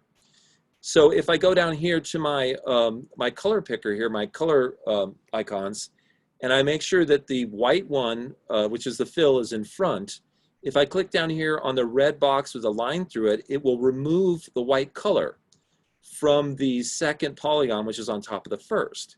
And so now I have two polygons that look exactly alike, right? Now they're telling me they want me to use the Align tool with these, but by doing it this way, I managed to get them perfectly aligned. You know, if they were not perfectly aligned, if this one was over here and this one was here, I could draw a marquee around both of them, open up a line, and say that I wanted them both to be exactly centered, and it would take care of that for me, right? Okay, so can't see the left of my screen, huh? Let me see. When you say the left of your screen, is it any easier now, Mia? Can you see? The only thing that's on the left of my screen. Oh, now you can see it. Okay, I just. It has to do with screen resolutions. I just moved mine over a little to the right so you can see the tools. Okay. Now let's see what else they want us to do here. Sorry about that. I got some crazy other thing going up here. All right, the other thing that they want from us is they want, a variety of strokes and fills. Use at least 3 colors in the logo, okay? Well, they want me to use 3 colors in the logo, so why don't I make 3 different shapes? Why don't I have 3 polygons instead of 2? That way I could fill each one with a different color. So I'm going to click on this outside polygon and do Edit, Copy, and then do Edit, Paste in Place. Now this time when I paste it in place, it's going to have nothing in the center. It's going to have no fill because I copied the one that had no fill. So if now I click on my Scale tool, which is this one over here, this icon here, come over, click in the center, hold down my Shift key, and click and drag this guy out a little bit. Now it doesn't have a fill, so I don't have to worry about it, you know, covering all the other ones. Okay, but now I have 3 different polygons, each one which could be filled with a different color, and each one could even have a different colored stroke on it. So, you know, now I can meet the assignment a little bit, right? So it says variety of strokes and fills, use at least 3 colors in the logo, right? So I'm also going to have to play a little bit with arrangement here because I'm going to have to make sure that, like, this tiny polygon is in front of the medium-sized one is in front of the back one. Because as soon as I fill this with color, it's going to go ahead and cover everything up, right? So then what I would have to do is go under Object, Arrange, and Send to Back, right? So let's just because this is just a demo, let me just, I'll just use 3 colors here, red, white, and blue, since we just got through the 4th of July weekend. So I'm taking the back polygon and I'm filling it with red. I'm clicking on the middle polygon and I'm going to double click on my empty fill box here and I'll fill that with white. And of course, you know, that makes it so that I can't see my my little polygon right in the middle. Now there's a couple options you could do here. I'm going to show you 2 different ways you could resolve this problem. One is you could click on the middle polygon, hold down your shift key and click on the outside polygon. So this is called shift clicking. When you click on one thing and then click on another, it selects them both. And then I can take both of those. I can go Object, Arrange, and Send to Back. And that's going to push both of them to the very back of the document, which is therefore going to make it so that my little guy is in front. Okay? And so that's one way that I can do it. Now I'm going to do Command Z to undo that so that we can't see that anymore. Let me show you another trick that I find really helpful, especially when your screen gets really busy with stuff. If you go up to the very top of your screen, the drop-down menu, and you go up to where it says View, you can choose the second option down, which is called Outline. Now, when you go into outline mode, it doesn't show you the colors for anything. It just shows you the literal outlines of the shapes, right? And I find this to be really helpful because now, even though this smaller polygon is hidden behind everything, I can find it and I can click on it, right? And now, if I want to click on that and say, Object, Arrange, Bring to Front, now I know that that has come and moved in front of the other 2 objects, and I can verify that by going under my View drop-down again, and now this time going back to Preview mode, which is what we're normally in. And now you can see that that little guy's in the front. So if you're ever like, you got too much on your screen and you can't see things, try going into View Outline. And by the way, the quick key command for that is Command Y. Command Y or Control Y will take you in Outline, and then Command Y or Control Y will take you back into preview mode. So now I'm going to fill that with a blue color. So I've got my red, white, and blue icon there. And now it wants me to do something with the strokes too. Well, every object here has a fill, which is the color inside of it, and it has a stroke, which is the color on the outside. And to deal with the stroke, you have to click on the little stroke box, which is down here in the little color icons. It's the one at the bottom that just is a line, right? And you have to click on that and make it come to the front in order to be able to deal with it, right? And so now I can do something like I could put a yellow stroke around this blue polygon here. It's kind of hard to see. So I could go up to the top here, and where it says this word stroke, I can hit my up arrow until it gets really big. And now we can see the yellow, right? I can also click on my medium polygon here and make sure that the stroke option is to the front. I can open up my color palette here, and I can take my eyedropper tool, which appears when I roll over this, and I can just select a green color. Then I can go up to the top and make that really thick. It's kind of looking like one of those God's eyes, you know, those yarn eyes that you do. And now I can go to my third one. By the way, this is going to be the ugliest logo ever created, right? And the third one, I can just pick sort of a purpley color. And then once again, bring my strokes up like that, right? Okay, now you guys, of course, can do you know, whatever you want. And of course, you probably want to make something that looks a little more interesting than this. Okay, now it says that they want it to have text centered above or below the logo and to use the align tools, and also they want it to have a drop shadow. So this is the Discovery series, so we can click on our text tool here and drag out a text box, and we can type Discovery series. We can highlight that, and then we can change by clicking on the character tab over here, we can change the font. We can change the font size. We can change the font tracking, which is how much space is between all the letters, and so on and so forth. And we can also, of course, change the font color by clicking on the fill tool here and, you know, picking a different color. Now, one of the things they want is they want this to be centered underneath your object there. And of course, there's several ways that we can do this. We could group all of these objects together and then center that along with this, and then they would all line up like that. Or maybe an easier way to do it is just to try and find the center point of one of these objects and drag a guideline over to where that center is. Now that's what I would probably do. And the way that I would do it is I would hit my command key or my control key and then hit the letter R, which would bring my rulers up, right? Now then, I'm going to jump into that outline view that I showed you before by hitting Command Y or Control Y. And I'm going to click on one of my little polygons here. And that's going to show me the center point of that polygon. So now with my black selection tool selected, I'm going to click and drag, click and hold on the ruler and drag the ruler over to approximately the center of that polygon. Now, unfortunately, it disappears when I get close to it, which is a drag, but I can get it pretty close. And then after I've put it there, if I want to move my guidelines some more, I have to go under the View menu. I have to come down to Guides, and I have to make sure that my guides are unlocked. And if they are unlocked, then I can click on the guide and I can move it some more. If it's not unlocked, then I have to unlock it, right? Okay, so I'm going to get that so it's kind of centered. Then I'm going to do Command or Control Y again. And now I'm going to take my Discovery Series text. And my Discovery Series text looks kind of long, you know?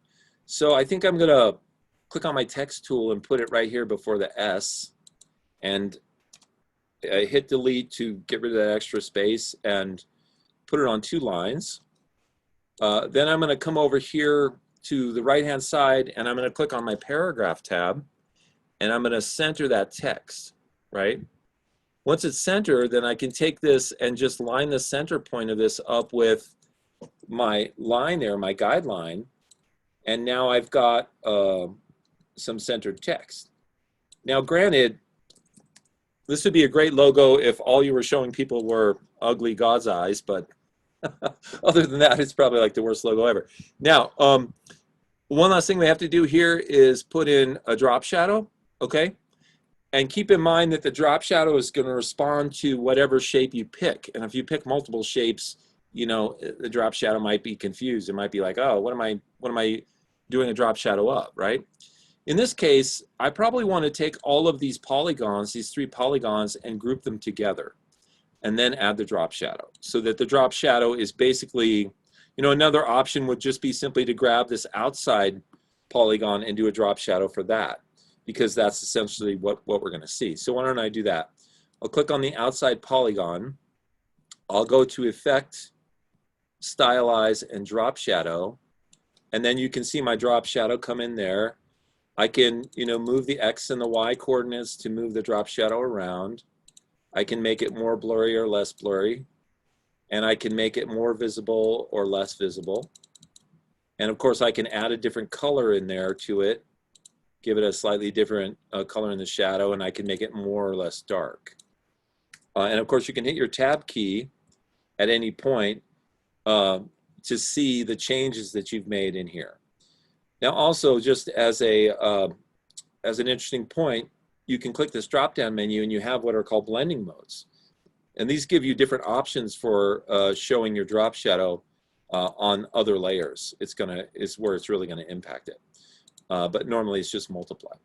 Okay, now I can hit OK, and then boom, I've got my logo. Now I can hit Command or Control and then the colon button, which is to the right of the letter L, and that will hide or reveal my guidelines if I want to see my logo. I can click on the magnifying glass down here at the bottom of the toolbox to zoom in and, you know, take a look at my design. And by the way, you can hold down the space bar to get what's called a hand tool, and that will allow you to move your page around in your window, right? So hold down the space bar with your finger, right? Okay, now what I'm going to do is just simply explain the rest of this assignment and give you guys some time to work on it. So the first part is to make a logo, which we were just doing. And the second part is now to make a flyer for the event, which is a stargazing party at a zoo. Then you're going to put, of course, your logo on it, right? And you're going to add this text down here. See where it says Greenfield Zoo Star Party. You're going to add this text. Nocturnal Animal Exhibit will also be open. And you're going to put this info about when it's happening. Now down here, they give you some design hints. Create a single focal point in the overall flyer. Don't have everything the same size or visual weight. And visual weight, of course, means, you know, what your eye is drawn to. Things that are red or big are going to attract your eye more than things that are small and blue, right? Group things so that they're scattered all over the page. Groups create strong visual areas.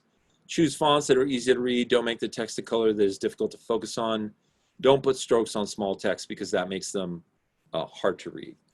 Okay, so now I know that at least one of you, I saw maybe two of you already finished your zoo flyer. Who's an example of somebody that finished one already?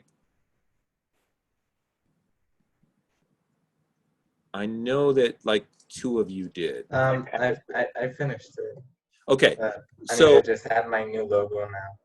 Right. So let me go ahead back to our folders, and we'll look at Adrian's. Okay. So okay, so did you say that you are working on a new logo? Yeah. And did you just put it in there? I'm gonna put it one now. Okay. Okay, got it. So Adrian just has this logo in here, but he made a new logo because, of course, you're supposed to make a new one. And so he's worked on that, and he's going to replace this one with that new logo. But you can see an example of what he's done. He put in the necessary text down here at the bottom. By the way, you have a misspelling here in available. And then he put in the time. He put in a nice font, and then he put some graphic elements to make it interesting. Notice also that he's used a compressed color palette. He's just using like red, yellow, and blue on his flyer, which are also the colors in his logo. And that makes everything very cohesive and easy to understand. So, okay, very nice. Okay, so yeah, Mia, I see you could say, I see you said that you could really have used that hand tool yesterday and the zoom, yeah. One other way to zoom, by the way, you guys, is you can use your Command plus and your Command minus on your keyboard. So if you hold down your Command or Control key and you hit the minus, it's going to zoom you out. Command or Control key and the plus, it will zoom you in on your document. That's a really nice way to get around. And if you do Command 0, it will take you all the way out. All right. Okay, so I'm going to give you guys first an opportunity to ask any questions, and then I'm just going to give you time to work on this. Any questions?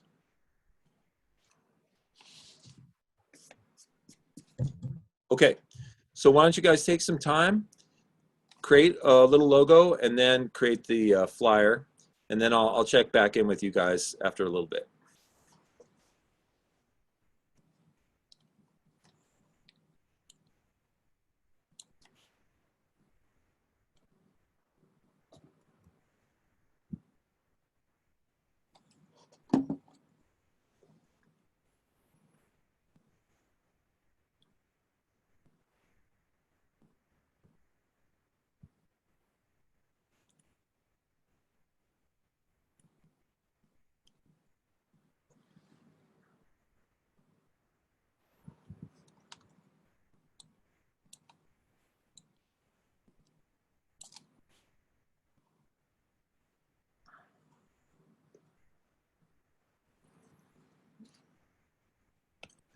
Now, for any of you that have completely finished this assignment, take a look at the website and look at the mask assignment. That's the next one we're going to work on. You could start working on that.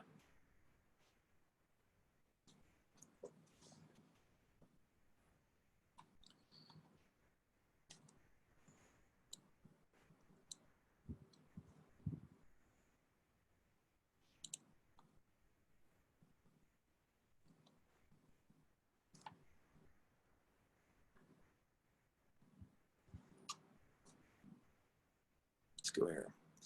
Do you know that song? And so, you know, if you're wearing a mask, you know, your eyes and your eyebrows are going to be, and the tilt of your head, and also the tone of your voice is going to have to take the place for whatever frown or smile you were wearing normally in that situation. And if you did Botox, you're really in trouble. Yeah, exactly. So, but look at, take a look at some of these masks here and look at how they communicate, you know, certain feelings of whimsy or elegance. Or here's a floral one. Very interesting, you know, all the different masks. I'm sure you guys have seen a number. There was heavy metal ones. It was hilarious. Yeah, and then there's the style of mask that goes all the way down around your neck that some people like to wear. So this is, once again, this is a website that shows, you know, specific masks targeted towards women. But I'll go back to the class website. Now we'll open up this other link, which is masks specifically on Redbubble that were made by people like, artists like you know, to sell. And so you can see some of the ideas here. You know, here's one, the Grim Reaper. Here's some butterflies. Here's some cute cats, right? And so these are the type of masks that you guys are going to be making. You just take your art and you put it on that rectangle and you're going to just upload it and it's going to crop it to this sort of roughly oval shape here, right? Is it going to crop the whole? So what happens is, if we go back to Illustrator here, what you're going to do is you're going to put artwork down here on the artwork layer that fills up this whole layer, right? And like, for example, if I go out to the web and I just grab, I'm just going to randomly, I don't want you guys to do this. I want you to create something in Illustrator, by the way, because that it has to be an Illustrator. I can't like go into the other thing that exists, Photoshop, and like blend stuff and make it look cool. No, you can't. That's cheating. Well, when we're working on Photoshop, then you can do that. But right now, you got to use it. Wait, there's Photoshop. So, are we allowed to do anything other than polygons for tools? I guess you can use whatever tools you want in Illustrator. Just create the whole thing in Illustrator. Is it going to take the whole rectangle and then squish it, or is it just going to take? Yeah, I can work with this. Okay. Or is it just going to take the section that's inside the template and print it? It's going to take the section inside the template, the oval template, and print it. Okay. Like, I don't want you guys to do this. I'm just doing this as a quick example. So I'm going out to this website that I like, and I'm getting a piece of vector art.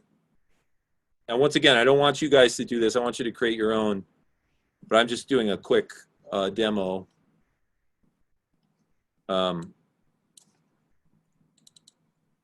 Okay, so I got a farm here that has some cute animals on it. And so I'm going to select all of this. I'm going to go into my mask template. Now, of course, you guys will make your own, right? And I'm going to rescale it down so that it fills up that whole rectangle.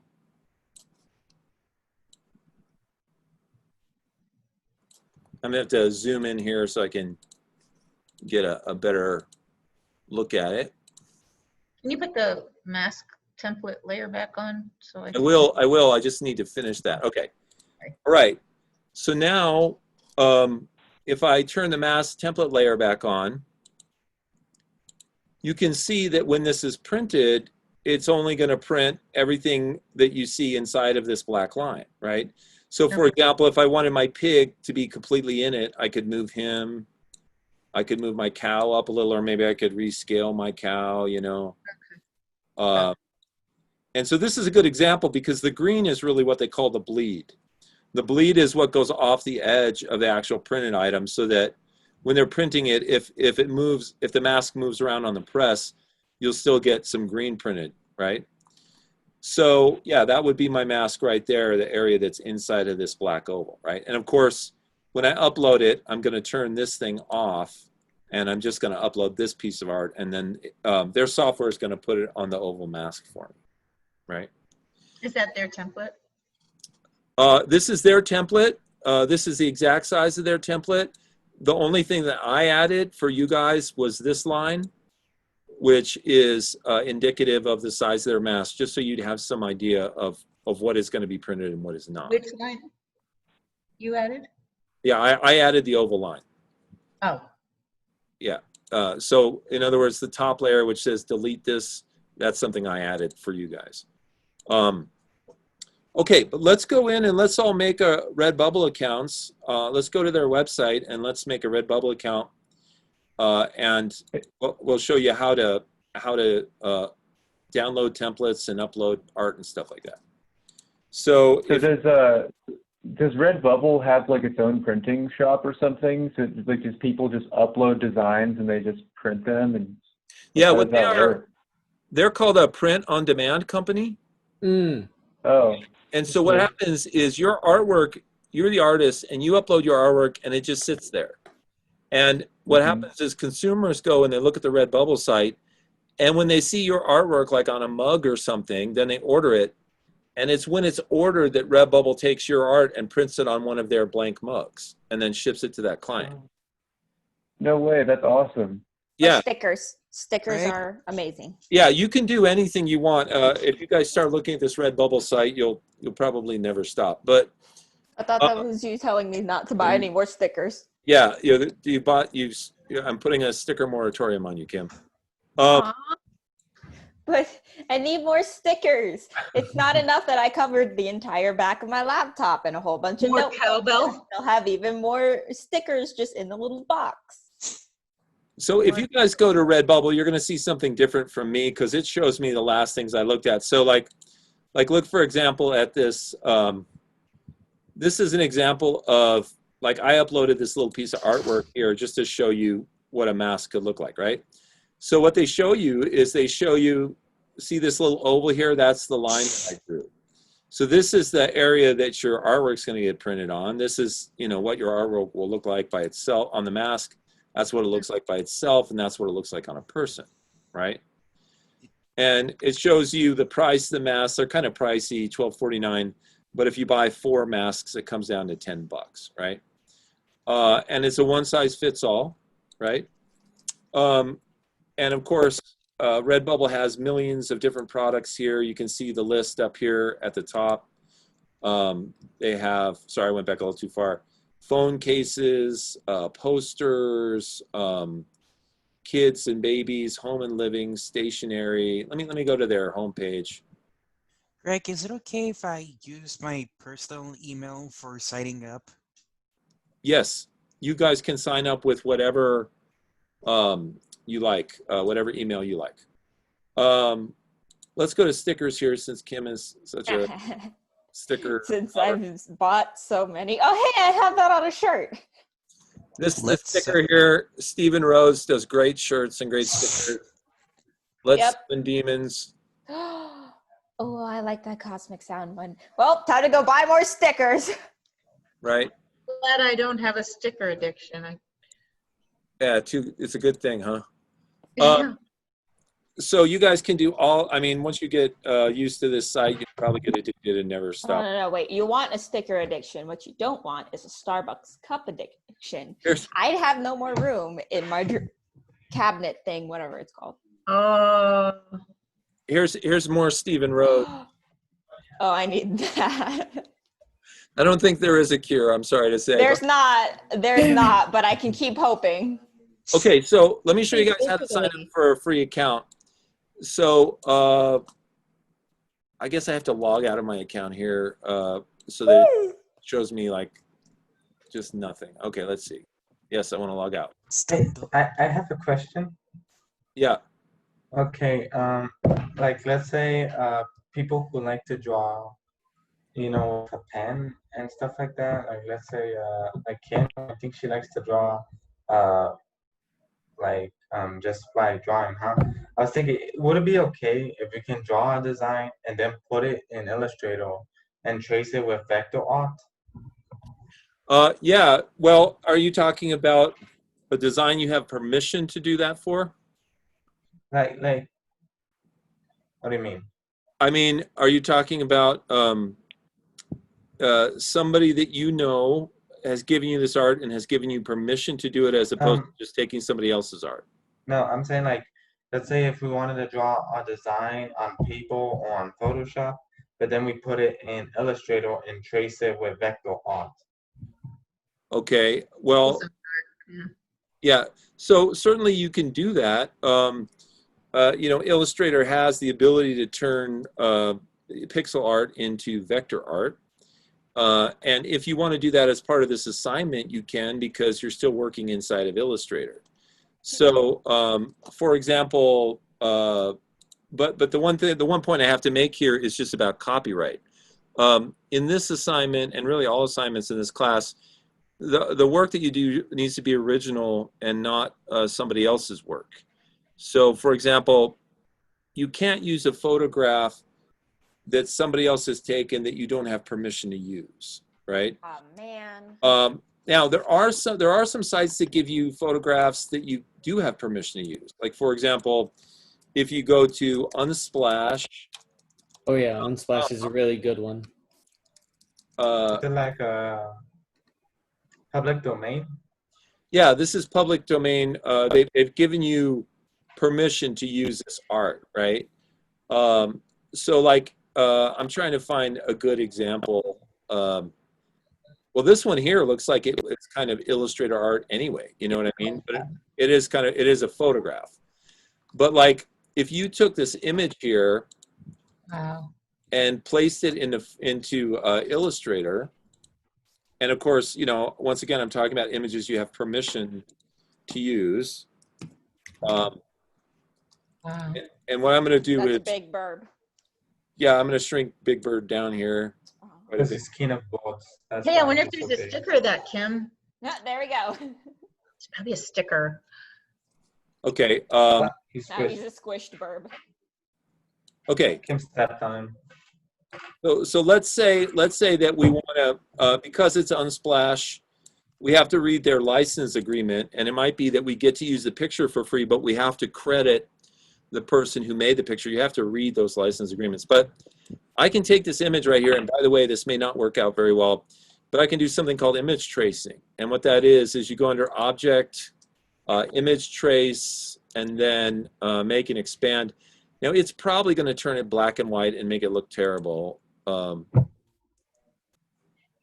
Let's see. Yeah, so it didn't do a very good job of that. Now, we are able to change the image trace options by using the Window Image Trace palette. So if you go Window Image Trace, you can see that the preset is default, which is black and white. But if I change this to, let's see, high fidelity photo, and now I let it trace it. And by the way, tracing means that Illustrator is redrawing the art as vector art instead of pixel art. Wow. Wow. Okay, and there it is. Now, you guys might not believe this, but that is now a drawing, right? It used to be a photograph, but now everything has been turned into Illustrator vector art, right?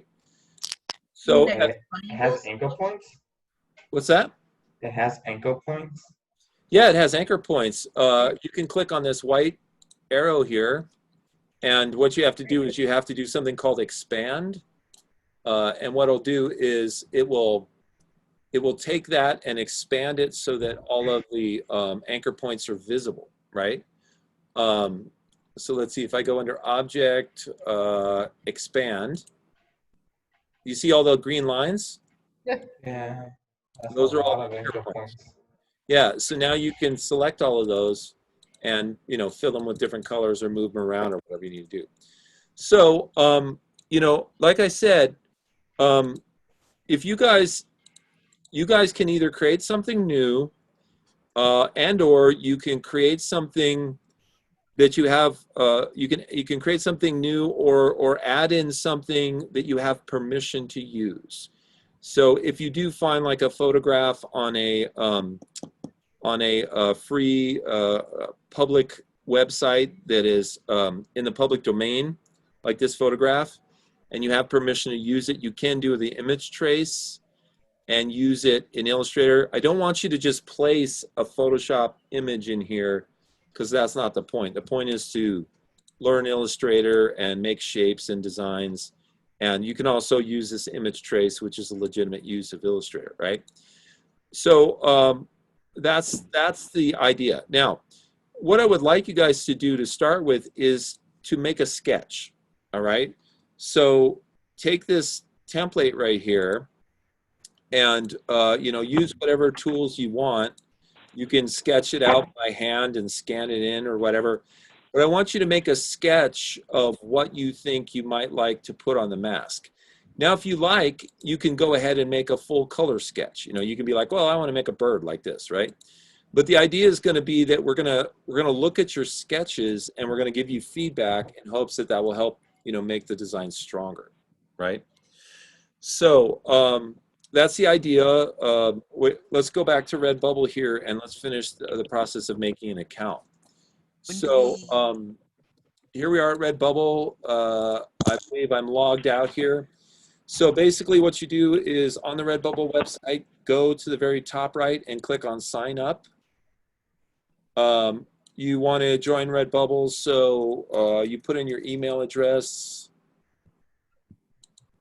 You give yourself a username. You give yourself a password.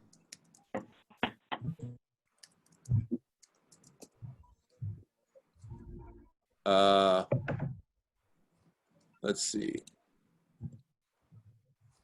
I have to open up my list of participants again, just to make sure you guys aren't asking me questions that I can't see. Let's see, in my chat right here.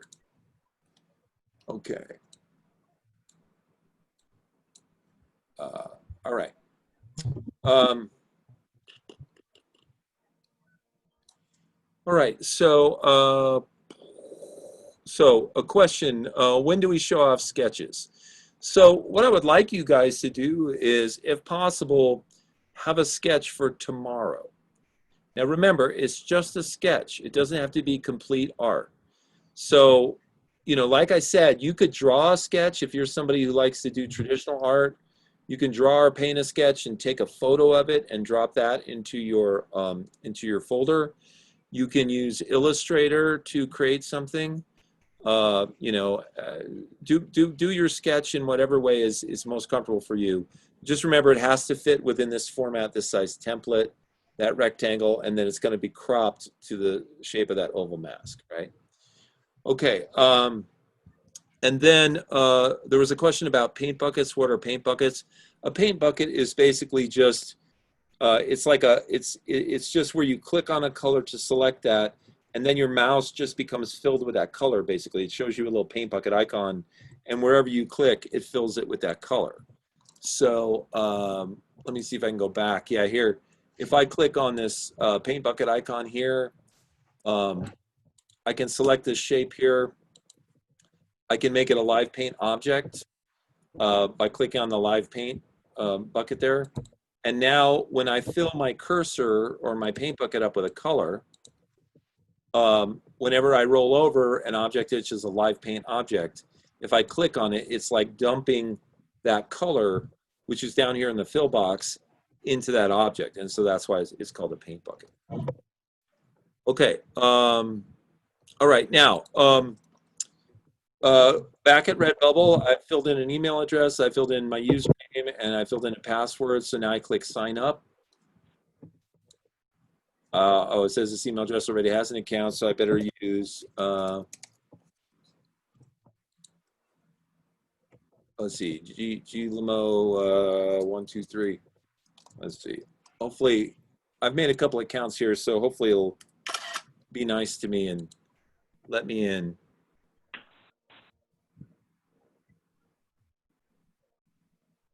Got it. Okay. So once you have signed up, then it's going to show you this little red icon up here, which says account. It looks like a person with red around them. And if you click on that, now it's going to give you different options for selling your art and managing your portfolio and stuff like that, right? So let's go to this one, which is called Manage Portfolio. All right. Now, when you go to Manage Portfolio, it gives you a button called Add New Work, right? Now, let's say that I wanted to take my little mask here, my bird mask, and I wanted to add it to Redbubble so that it could be sold, right? So what I have to do is I have to export this design into either a PNG or a JPEG format. So, and it has to be exactly this size so that they can accept it and put it on masks, right? Now, this is how you do that. You take your artwork, like my bird here, and you go File, Export, Export As, okay? Now, it brings up a little screen saying, you know, where do you want to export it? I'm going to put it on my desktop, and I'm going to call it Bird Mask, right? In the export window that comes up, you can choose what format you want to export it as, PNG or JPEG, right? Generally, just use one of those two formats. PNG is the preferred format. And then this is very important. Click this box here which says Use Artboard. And the artboard is the black line here which defines the edge of your document. That way, when my bird gets uploaded, it's only going to upload everything inside this black border, not this junk on the outside the edges, right? So now if I hit export, it gives me this window and it asks me what resolution do I want to export this at. For that, you want to choose 300, which is high. And we'll go back through this, you guys, when you got your masks done. I'm just kind of showing you real quick. And then for your background color, you can either have your background be transparent or white or black. I'll just pick white and then I'll hit OK. Now what it's doing at this point is it's taking just this rectangle of black, which is my artboard. It's taking all the art in that and it's exporting it as a PNG file, right? Called Bird Mask, right? Now what I can do is I can go back to Redbubble. I can click Add New Work. There's a thing here that says Upload New Work, so I can click on that. I can go to my desktop and I can find the Bird Mask file. Can I ask you one question? Yeah. Why would you choose a background if you have your artwork in color? Why what? Why choose white, black, or transparent background when you have your artwork is in color? Okay, so what they mostly want to know is if you want a transparent background. Because if you had a sticker that you were making where you wanted it to be kind of round, like, can you see this sticker sheet right here? You see that? So see that top thing that says Diner Duel? Yeah. When I uploaded this, it was a PNG with a transparent background. Got you. Okay. Thanks. All right, so now what I'm doing is I'm selecting the bird artwork and I'm hitting open. You can watch Redbubble here. They're very quickly processing it. Okay, now here's the cool part. They require a title, right? So I'll just call this Bird Mask, right? You can put tags in here which will help people find your work when they search, so I can put in Bird Mask, etc., right?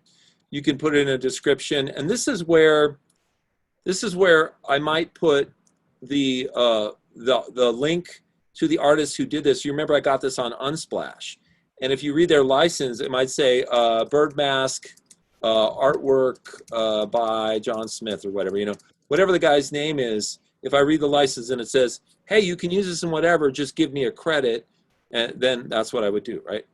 Okay, so there it is. There's the artwork. Now, if you scroll down, they automatically show you what this artwork would look like on a variety of different products, right? On stickers, on phone cases, right? And so what we have to do, and sometimes this can be a little tricky, is locate the mask, right? Oh, here it is. mask, right? So we can click edit, and you can see there's the mask. It will let you click this and drag it around, right? And then we can hit apply changes. And then let's see, it's currently disabled, I believe. So we have to click this disabled button to make it enabled. And now the mask is enabled, right? Does somebody have a question? Okay. So let's say that all we wanted to do was sell this mask. Well, we could disable all this other stuff. So we could turn off the buttons, we could turn off the tote bags. Just by clicking on the green enabled button, it turns it into disable, right? So I just want my bird on a mask, right? So I'm gonna, now you don't have to go to all this trouble. You could just leave it on all that other artwork, who cares, right? But for me, just for right now, I just want to put it on the mask. Now the last thing you do at the bottom of the page is you dedicate which kind of artwork this is. And so I'm gonna say that it is photography and digital art, right? You get to pick two categories. You can say that this artwork is only going to be available to you to see, or it's going to be available to the public. You have to say whether this has nudity in it. In other words, whether it's not safe for work. And you have to say whether you have the right to use this work, right? Because they don't want you infringing on anybody's copyright. So I'm going to say I want this just in my private shop. It's not, it's not safe for work. There's no nudity or anything. And I do have the right to use this as long as I give credit to the designer. Now then you hit save work and it processes it. And from that point on, it's now available to purchase. And if you make it public, then people will see it in the store, right? And so here we are. There's the mask. I could click view.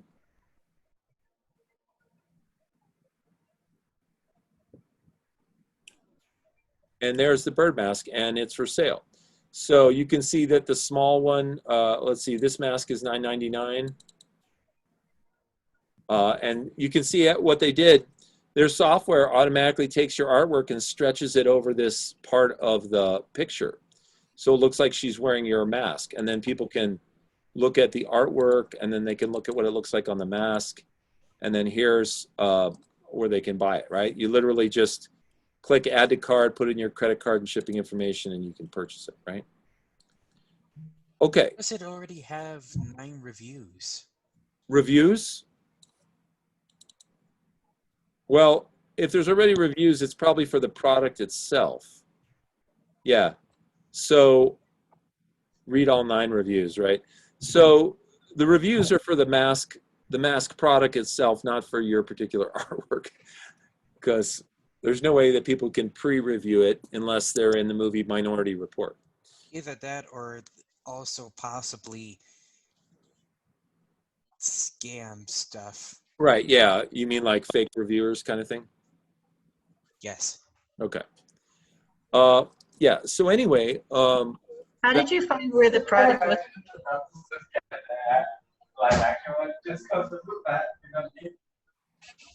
Wait, let me mute Adrian. I'm going to mute Adrian here.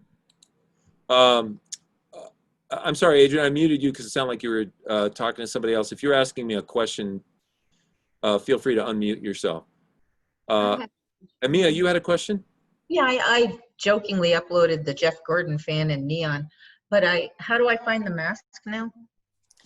I applied it, I enabled mask and all that, and I clicked all those buttons you said, but I can't seem to figure out where them. Oh, small mask. Oh, it doesn't show enabled. Yeah, you have to click enabled. Well, when it says, where it says disabled, if you click that, then it becomes enabled.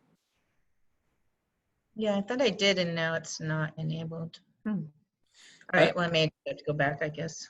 I will tell you that Redbubble's interface is a little bit confusing, and you do have to spend some time in there to get the hang of how things work. So I'd say play around in there a little bit. It can be confusing. It can be hard to find things. Okay. Any other questions from you guys about what the assignment is or what we're doing? I'll recap. Eventually, you guys are going to make a mask that goes up on Redbubble. what I would like for tomorrow is for you to make a sketch that we can look at and give you feedback on, and then of course you'll make changes to that, and to approach the final design, and then you'll upload your final design to Redbubble. But I also want you to make a Redbubble account and get, you can upload some fake artwork right now. You can put a smiley face on that mask template and upload it to see how it works, right? Okay, any questions about any of that?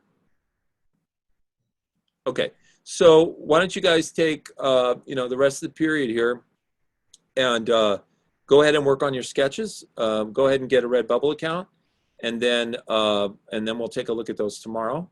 And then just feel free to ask me if you guys have any questions.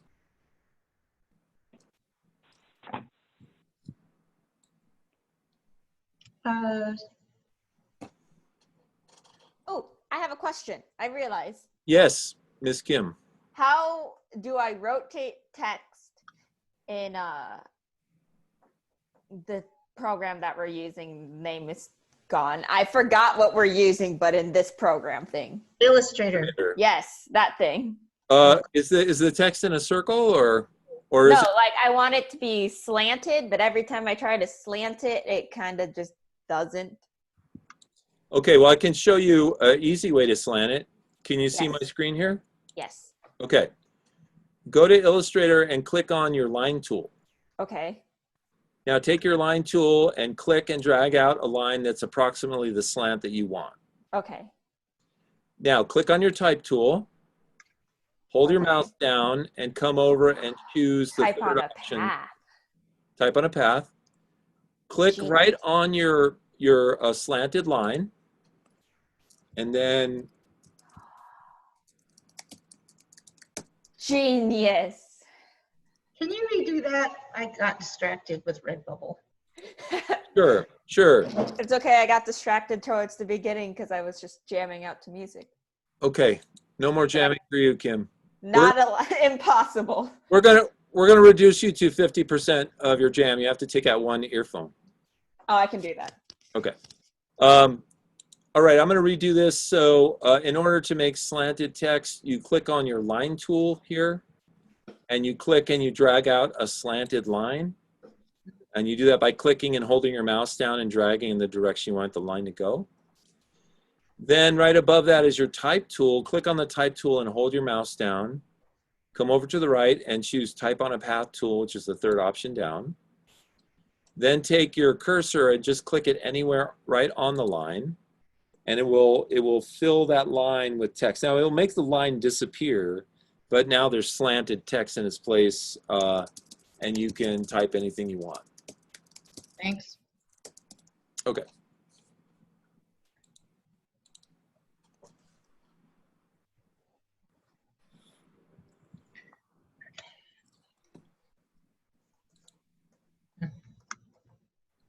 Can I ask when I was supposed to show the sketches? When are we showing the sketches? Yeah. I'd like to see some sketches tomorrow, even if they're just rough ideas. Okay. Even like most people would draw. Like for me, I don't have a drawing pad or whatnot. I only have my mouse and keyboard. What do you Well, suggest? remember you can make your mask anything you want, including text. If you want, okay. yeah, if you wanted to, or even graphic design, if you wanted to do, a text message, or if you wanted to take text and wrap it in around a sphere, or So or whatever you just showed us to grab a picture from one of those websites. Yeah, as long as you're using a public domain image and you turn it into, you use the image trace to turn it into vector art, that's legit as well. Okay, thank you. You're welcome. Do you have any way of directing me towards, like I can see manage your portfolio and I see a weird picture there in Redbubble, but I just can't see it applied to any of the items, and I don't know what I'm doing wrong. Okay, let me share my screen again. And let's go to where we're at the same point in Redbubble, okay? I'm in manage portfolio. Okay, so do you see the same thing that I see here? manage portfolio? Yes. Okay. So what is it you want to do now? See it on the mask, but I don't know how to do that. Or Okay. see it on. So your mask is down here and you want to look at the mask, right? It's a weird image of a Jeff Gordon fan in neon. Okay. But, yeah. So Mia, do this. Click on the little sprocket in the top right corner of the image. Yeah. And then click view. Oh. And so at the top, it shows you the mask, right? And then if you want to make changes to it, you can click on this word edit underneath it. Oh, sorry. Let me see. Where are you?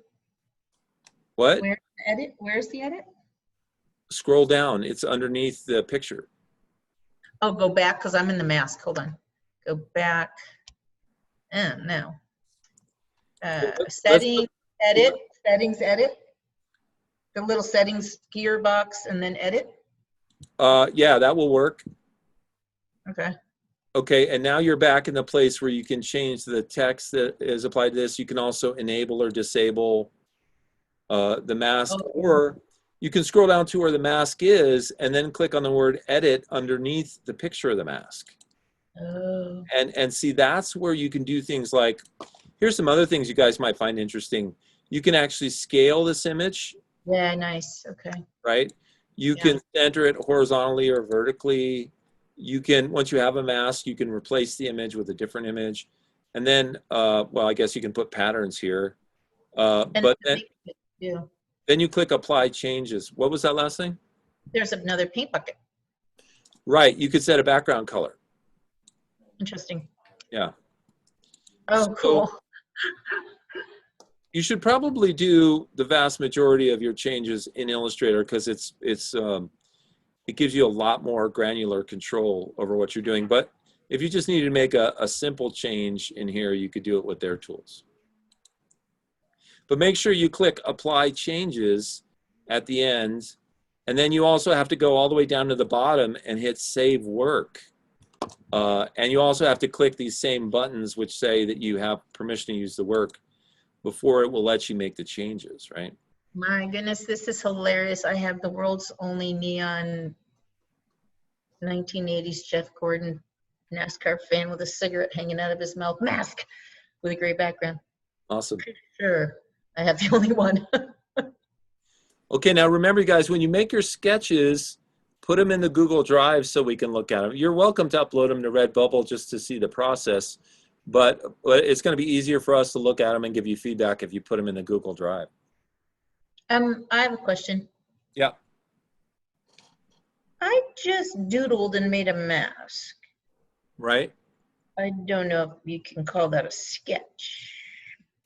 Well, a sketch is any sort of preliminary drawing or creation. So if what you just created is an idea that you would like to see on a mask, then it qualifies as a sketch. If you're willing to listen to feedback from us and then make changes to it, then it is essentially a sketch. There's a couple of problems with that one. For me is most of the stuff I do is just wing nutting. So okay. Well, here's something I would suggest for those of you who are not quite sure what you want to do. Try doing a couple designs. Like do one that is text-based, do one that is image-based, and do one that's like a pattern or just an abstract design. And maybe one of them will really jump out as being really, really interesting and cool.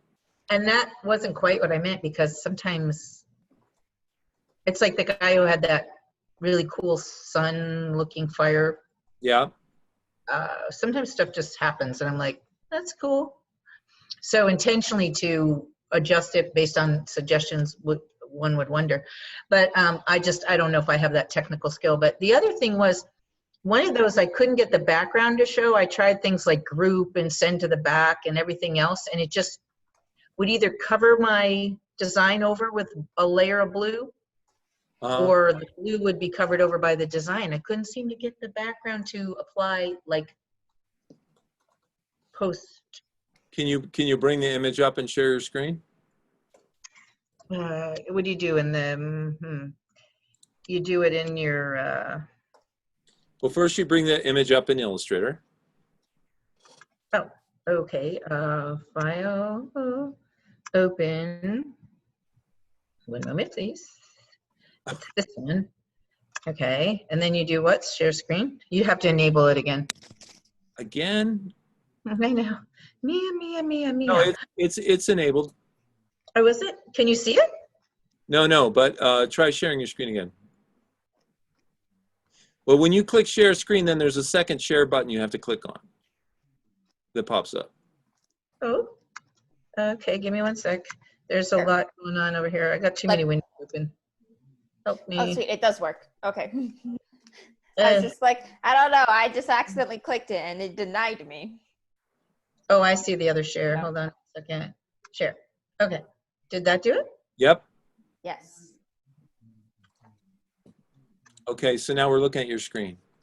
One sec. That one. Do you see that sort of abstract-y looking? Yeah. And it's got white, right, in the background? Right. So if I try to put a background color, well, do me a favor first. Wait, do me a favor. Click on your. Whoa. Okay. Hit Control Y. There we go. First of all, click on your layers over here on the right-hand side. Yeah, let me see what you got going as far as layers. Okay. Close that up and close the top one up. Okay, so you have exactly one layer, right? Now, try this. Make a new layer. Make a new layer. Why Now drag that layer below the other one. Okay. Yeah. Okay, now try putting your new color on that. I see. I don't know. I didn't draw did I have to draw the rectangle though? Well, yeah, you can do it either way. I mean, you can put the color in first and then draw the rectangle, or draw the rectangle and then color it. Okay, well, I'm just going to draw a big rectangle really fast. And Okay. then I'm going to pick any old color just because I just want to see. Okay, so here's the problem. Whatever is on your top layer is covering the bottom layer because there's white on your top layer. You see how you can kind of see that color back behind at the bottom? Okay.